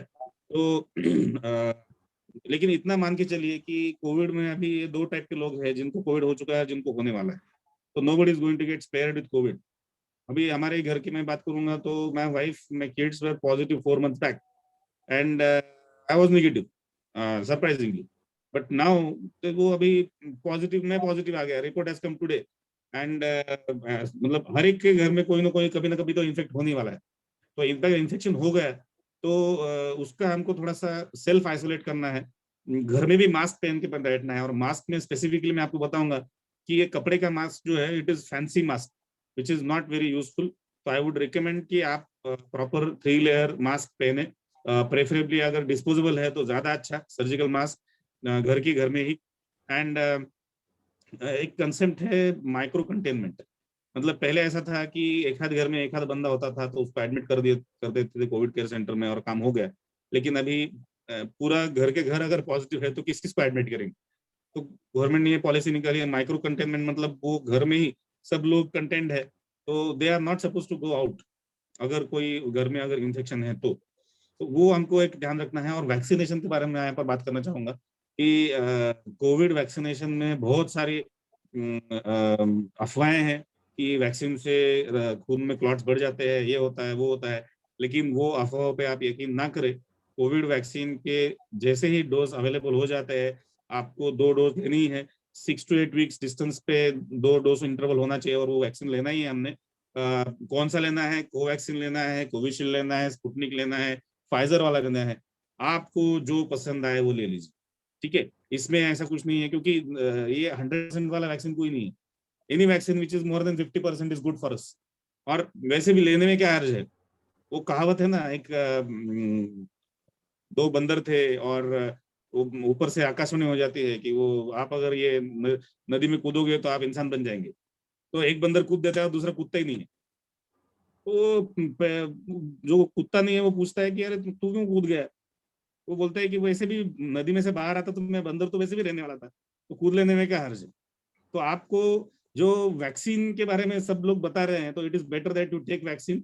एंड इसका डायरेक्ट इफेक्ट है आपकी मतलब इम्यून बूस्टिंग इफेक्ट है, और जिसकी वजह से कोविड इन्फेक्शन प्रिवेंट नहीं होगा। माइंड यू, कोई भी वैक्सीन से इन्फेक्शन प्रिवेंट नहीं होता है। हम बच्चों में भी वैक्सीन देते हैं, डीपीटी वैक्सीन है, बीसीजी वैक्सीन है, या बहुत सारे वैक्सीन हम देते हैं। तो वो वैक्सीन से इन्फेक्शन प्रिवेंट नहीं होता है, वो वैक्सीन से वो कॉम्प्लिकेशंस प्रिवेंट होते हैं, क्योंकि यू आर वेल प्रिपेयर्ड। आपने आपके पास आर्मर जो आर्मामेंट्री है उसके अंदर आपने ज्यादा इक्विपमेंट पहले से लाके रखे हैं, ऐसा इसका मीनिंग रहता है, तो उससे कॉम्प्लिकेशंस कम डेफिनेटली हो जाते हैं। और यूजुअली अभी कोविड किसी को अगर हो चुका है एंड उसको अगर वो सीवियर कोविड था तो उसका इम्यून सप्रेशन हो चुका है, तो उस बंदे ने भी वैक्सीन लेना है, लेकिन उसने 4 से 6 हफ्ते के बाद लेना है। मतलब ऐसा नहीं है कि कोविड है तो एक बार कोविड हो गया तो वैक्सीन लेने की जरूरत नहीं है, ऐसा नहीं है। तो आपको वो वैक्सीन लेना ही लेना है। और ऑब्वियसली अभी कोविड हो गया तो 3-4 चीजें मैं आपको फिर से स्ट्रेस करूंगा। Nutrition yes important, positive attitude, मतलब अभी positive is the new way of life now. कि COVID positive doesn't mean that you are sideline, COVID positive means that you are there, अभी है, हो गया, it is a part of our life now, कि COVID के साथ ही हमको जीना है, ऐसे समझ के चलना है। एंड एडिक्वेट रेस्ट लेना है। और कहीं ना कहीं हमारा लाइफ बहुत ज्यादा फास्ट हो गया था, and maybe God has given us a choice to slow down, maybe to look back and maybe to look inside. जब आप 9, 10, 15 दिन घर पे बैठेंगे अपने आप अकेले रूम में, तो शायद उसका वो पॉजिटिव इम्पैक्ट होगा। And thank you so much sir. और आई बिलीव आप प्राजक्ता महाजन, उन्होंने क्वेश्चन भी टाइप किया था कि can we take Covid vaccine while suffering from Covid. तो आप वैक्सीन के बारे में बता ही रहता हूँ, if you can answer this. Yes, तो ये कोविड अगर है, माइल्ड कोविड है, तो उनका दे कैन टेक वैक्सीन, ठीक है। तो यूजुअली हम ऐसा बोलते हैं कि कोविड डिजीज में जब ट्रीटमेंट देते हैं तो उसके साथ स्टेरॉइड भी दिए जाते हैं। अगर सीवियर कोविड है, मॉडरेट टू सीवियर कोविड है, तो उसमें स्टेरॉइड दिए जाते हैं। And steroids are known to depress immunity further. तो आप सबको सवाल पैदा हो जाएगा कि ऐसे कैसे बोल रहे हैं आप, तो इम्यूनिटी हम बढ़ाने की बात कर रहे हैं और बाद में आप स्टेरॉइड भी दे रहे हैं इम्यूनिटी सप्रेस करने के लिए। तो it is basically to achieve balance, कि हमारी इम्यूनिटी खुद के आगे जब काम को शुरू करती है तो उसके लिए हमको स्टेरॉइड देना जरूरी पड़ता है। और तब स्टेरॉइड अगर मिले हैं तो 4 to 6 वीक्स के गैप के बाद आपको वैक्सीन लेना है। लेकिन अगर स्टेरॉइड्स नहीं मिले हैं तो आपका जो वैक्सीन का शेड्यूल था प्रीवियसली प्लान, वो शेड्यूल के हिसाब से आप ले सकते हैं। और अभी शायद 1 तारीख से it will open for all, लेकिन तब तक के लिए 45 ईयर्स प्लस एज ग्रुप के लिए सभी लोगों को वैक्सीन अवेलेबल है गवर्नमेंट सेटअप्स में। तो वैक्सीन आप सब लोगों ने ले लेना है। So thank you so much sir. And मेरा नेक्स्ट क्वेश्चन डॉक्टर तृप्ति से है, but before asking the question मैं रिक्वेस्ट करूंगी सभी पार्टिसिपेंट से कि आपके और भी कोई सवाल हैं तो आप चैट बॉक्स में डाल दीजिए, एंड पोस्ट हम डॉक्टर तृप्ति का जो सवाल है उसके बाद हम आपके क्वेश्चंस यहाँ पर ले लेंगे, राइट। सो मैडम, जो लास्ट क्वेश्चन जो है वो ये है कि अभी जो पोस्ट कोविड सिंड्रोम्स क्या है, मतलब क्या लक्षण है उसके? एक्चुअली कोविड डिजीज हो गया, अभी कैसा है कि अगर 100 लोगों को कोरोना इन्फेक्शन हुआ तो ये 100 में से 70 से 80% लोगों को सिर्फ सर्दी खांसी होती है, थोड़ा सा बुखार आता है, बॉडी एक होता है, 3-4 दिन थोड़ा फ्लू जैसे सिम्टम्स रहते हैं और फिर वो ठीक हो जाते हैं। और जो 20% लोग हैं उसमें से भी कुछ लोग ज्यादा सीरियस होते हैं, और वो 20% में के भी 80% लोग ज्यादा सीवियर डिजीज नहीं होता है, और बाकी के जो 10% हम बोलेंगे उनको सीवियर डिजीज होता है और डेथ होता है, ठीक है।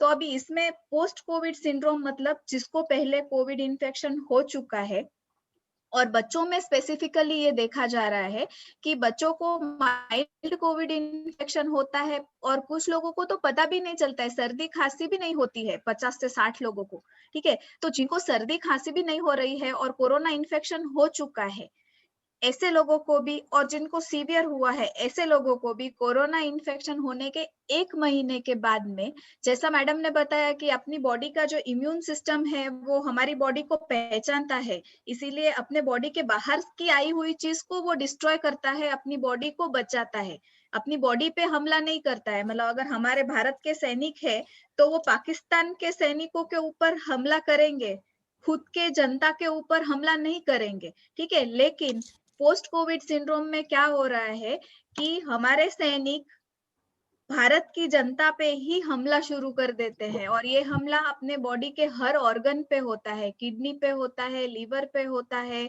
अपने ब्लड सेल्स पे होता है, जिसकी वजह से किडनी का काम कम हो जाता है, लीवर का काम कम हो जाता है, और मल्टी ऑर्गन अफेक्ट होते हैं इसमें।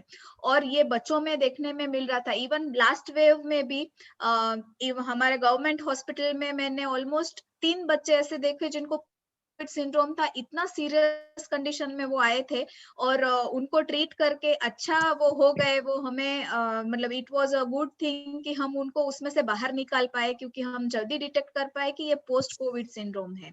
तो पोस्ट कोविड सिंड्रोम और कोविड, ये जैसे कोविड एडल्ट को हो गया तो तुरंत के तुरंत ये सारी चीजें होती है, लेकिन बच्चों में वो तुरंत के तुरंत नहीं होती, इवन कुछ एडल्ट्स में भी वो तुरंत के तुरंत नहीं होता है। ये जो हमला है ये 1 महीने के बाद में, अब पता नहीं अपने बॉडी में क्या चेंजेस होते हैं और अपना बॉडी अपने अगेंस्ट काम करना शुरू करता है, और इस तरह से ये सिंड्रोम है। तो इसके लिए अपना इम्यूनिटी को पहले से ही बूस्ट अप रखना अच्छा है। और ऐसा देखा गया है कि जो लोग कोविड एरा शुरू होने के पहले, मतलब 2020 के पहले 1 साल पहले, जो ज्यादा एक्टिव लोग हैं, जो रेगुलर एक्सरसाइज करते हैं, जिनका शेड्यूल एकदम अच्छा है फॉर देयर फिजिकल हेल्थ, उनको कोविड इन्फेक्शन कम प्रमाण में होते हैं, उनके कॉम्प्लिकेशंस भी कम होते हैं और सीवियरिटी भी कम रहती है। तो इनकेस किसी को माइल्ड कोविड भी है, हुआ है, नहीं हुआ है, लेकिन अगर आपको फीवर है, बुखार आया, या सांस लेने में तकलीफ हो रही है, या पीलिया हो गया, आंखें पीली लग रही है, ठीक है, ऐसा कोई भी सिम्टम्स है, तुरंत ही डॉक्टर को जाके दिखाना इम्पोर्टेंट है। Thank you. Thank you so much ma'am for sharing.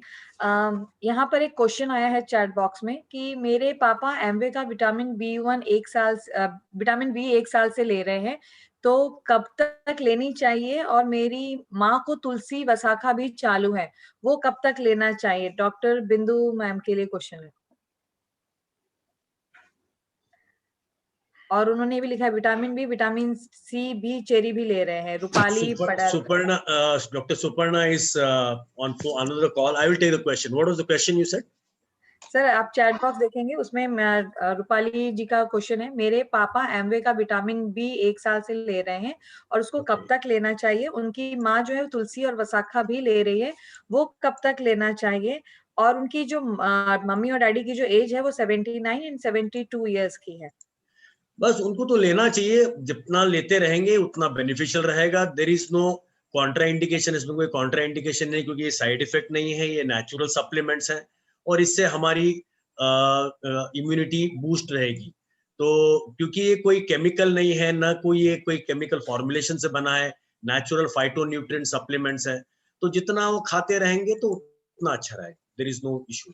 और उसमें कभी ये ओवरडोज का कोई प्रमाण नहीं होता, क्योंकि हमारी बॉडी की जो सिस्टम है, अगर कोई चीज ज्यादा हो जाती है तो छोड़ देती है, पर हिंदुस्तानियों में तो वो कभी होने वाला है ही नहीं, क्योंकि हम हर वक्त डेफिशिएंट ही रहने वाले। और कोई सवाल था? हाँ, तो ये आई थिंक उन्हीं का था कि उनको कब तक कंटिन्यू करना चाहिए, तो आई थिंक उनको आपको आंसर मिल गया होगा, राइट? नेक्स्ट क्वेश्चन है हमारे इसमें कि भैरवी जी ने पूछा कि ये व्हाट्सएप पे सर्कुलेट हो रहा है, आप में से जो भी आंसर करना चाहते हैं, सो कि that before and after 5 days of period you can't take vaccine, is it true? नहीं, it is not true. The vaccine can be taken. अभी देखिए सिचुएशन ऐसा है कि अभी हमारे पास पैंडेमिक का सिनारियो इतना ज्यादा बढ़ गया है कि we don't have time to wait. ठीक है, नंबर 1 हमारे पास में जितना जल्दी हो सके, जितना जल्दी हमको वैक्सीनेशन पूरा कराना है।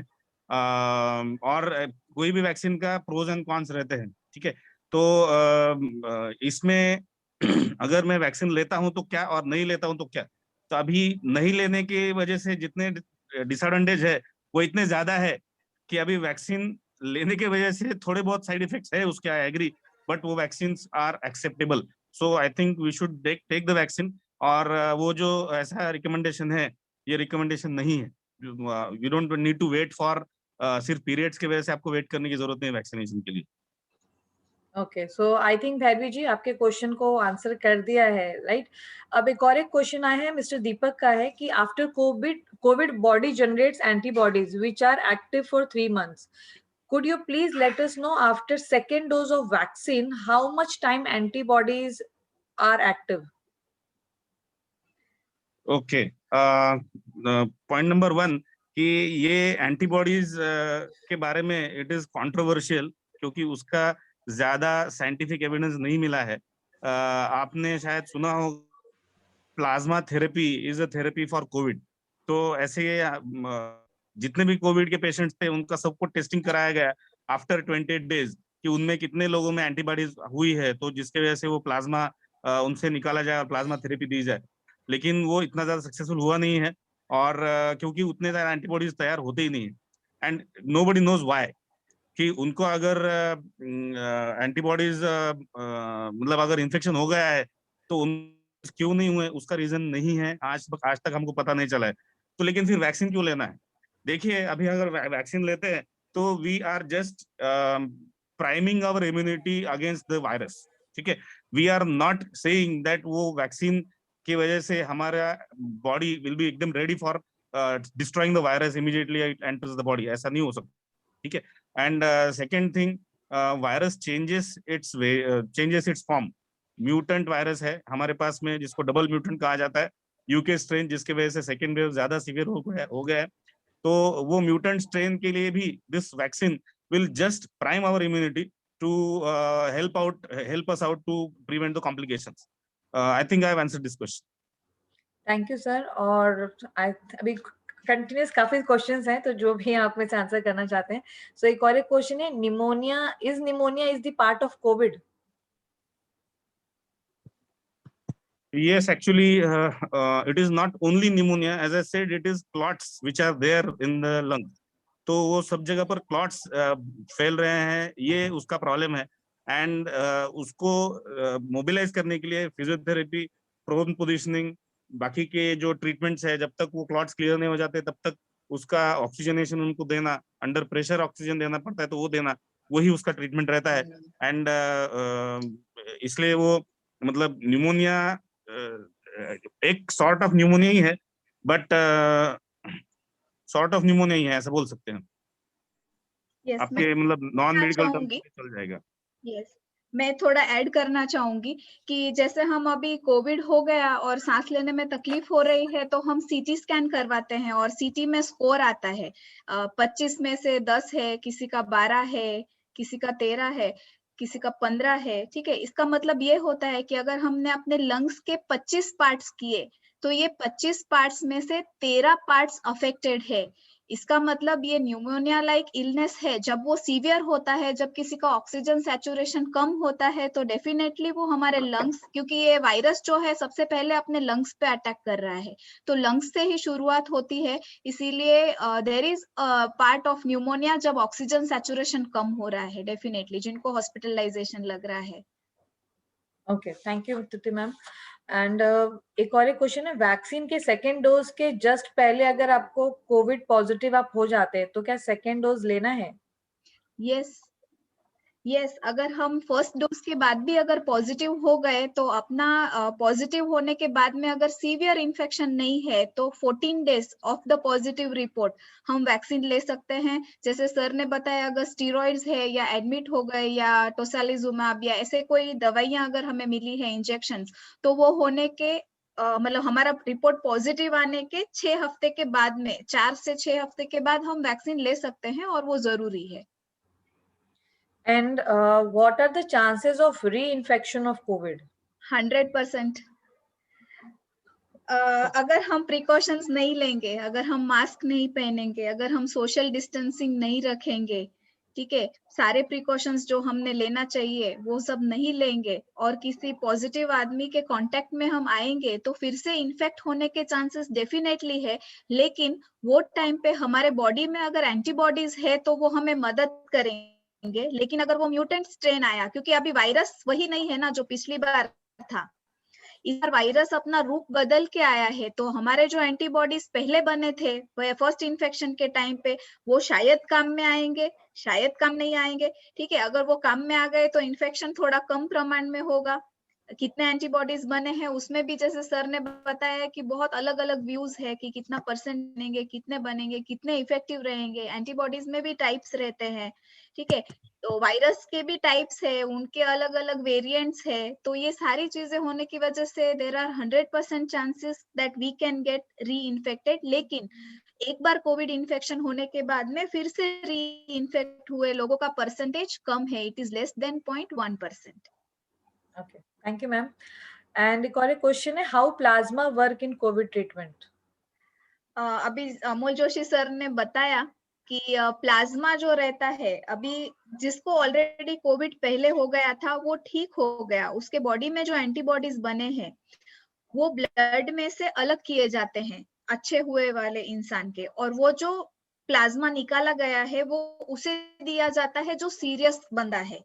तो हम क्या कर रहे हैं कि किसी और के बॉडी में बने हुए एंटीबॉडीज दूसरे इंसान के बॉडी में डाल रहे हैं ताकि उसे जो इन्फेक्शन हुआ है उसके अगेंस्ट ये काम करेंगे, क्योंकि वो इंसान के खुद के एंटीबॉडीज कम पड़ रहे हैं या उसके खुद के अगेंस्ट काम कर रहे हैं, इसीलिए हम किसी और के एंटीबॉडीज निकाल के दूसरे पर्सन को दे रहे हैं, उसे प्लाज्मा थेरेपी बोलते हैं। और उसके ऊपर अभी भी रिसर्च शुरू है, जो भी प्लाज्मा थेरेपी जहां पे भी दी जा रही है it is all under study. अभी भी वो 100% वी डोंट नो कि वो हमारे बॉडी के लिए काम करेगा या बॉडी के अगेंस्ट काम करेगा, इट डिपेंड्स।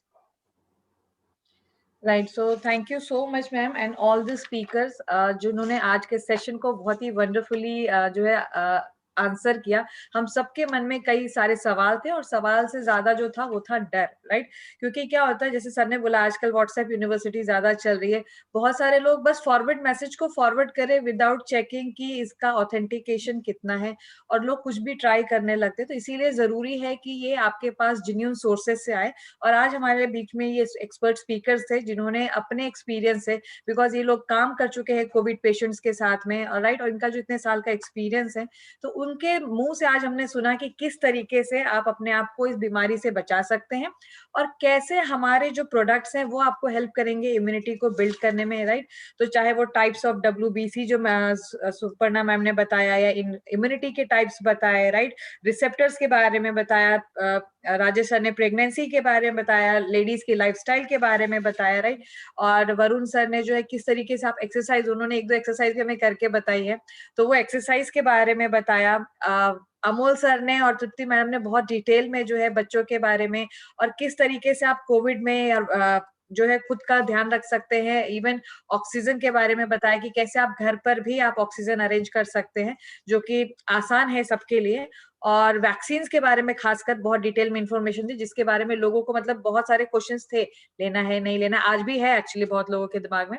पर वैसे ही फर्स्ट में से ये 18+ एंड अबव सबके लिए है, तो हम रिक्वेस्ट करेंगे जितने भी लोग एलिजिबल हैं वो डेफिनेटली जाकर इसको ले। और जहां तक एक्सरसाइज की बात है, तो कल सुबह 6 से 7 बजे के बीच में डॉक्टर मिलिंद बिंदु सर एक एक्सरसाइज का सेशन ले रहे हैं, तो प्लीज उनसे कनेक्ट कीजिएगा और इसकी शुरुआत जो है फटाफट कर दीजिएगा, राइट? एंड मैं सबको सिंसियरली थैंक यू बोलना चाहूंगी। डॉक्टर राजेश भट्ट जी, सर आपने बहुत ही अच्छी इन्फॉर्मेशन दी, और डॉक्टर मिलिंद एंड सुपर्णा बिंदु मैम, वरुण सर, तृप्ति मैम, अमोल सर, राइट, तो आपने अपना बहुत ही प्रीशियस टाइम निकाला, और ये सारे पार्टिसिपेंट जो एक्टिवली जो है एकदम टाइम पे लॉग इन होके सब कुछ सुन रहे थे और समझ रहे थे। आई एम श्योर आप में से बहुत सारे लोगों ने नोट्स बनाए होंगे, मैं तो कंटिन्यूअसली नोट्स बना रही थी क्योंकि मेरे लिए भी बहुत सारी चीजें नई थी और ये हेल्प करती हैं हमारे अपने अवेयरनेस के लिए भी, राइट?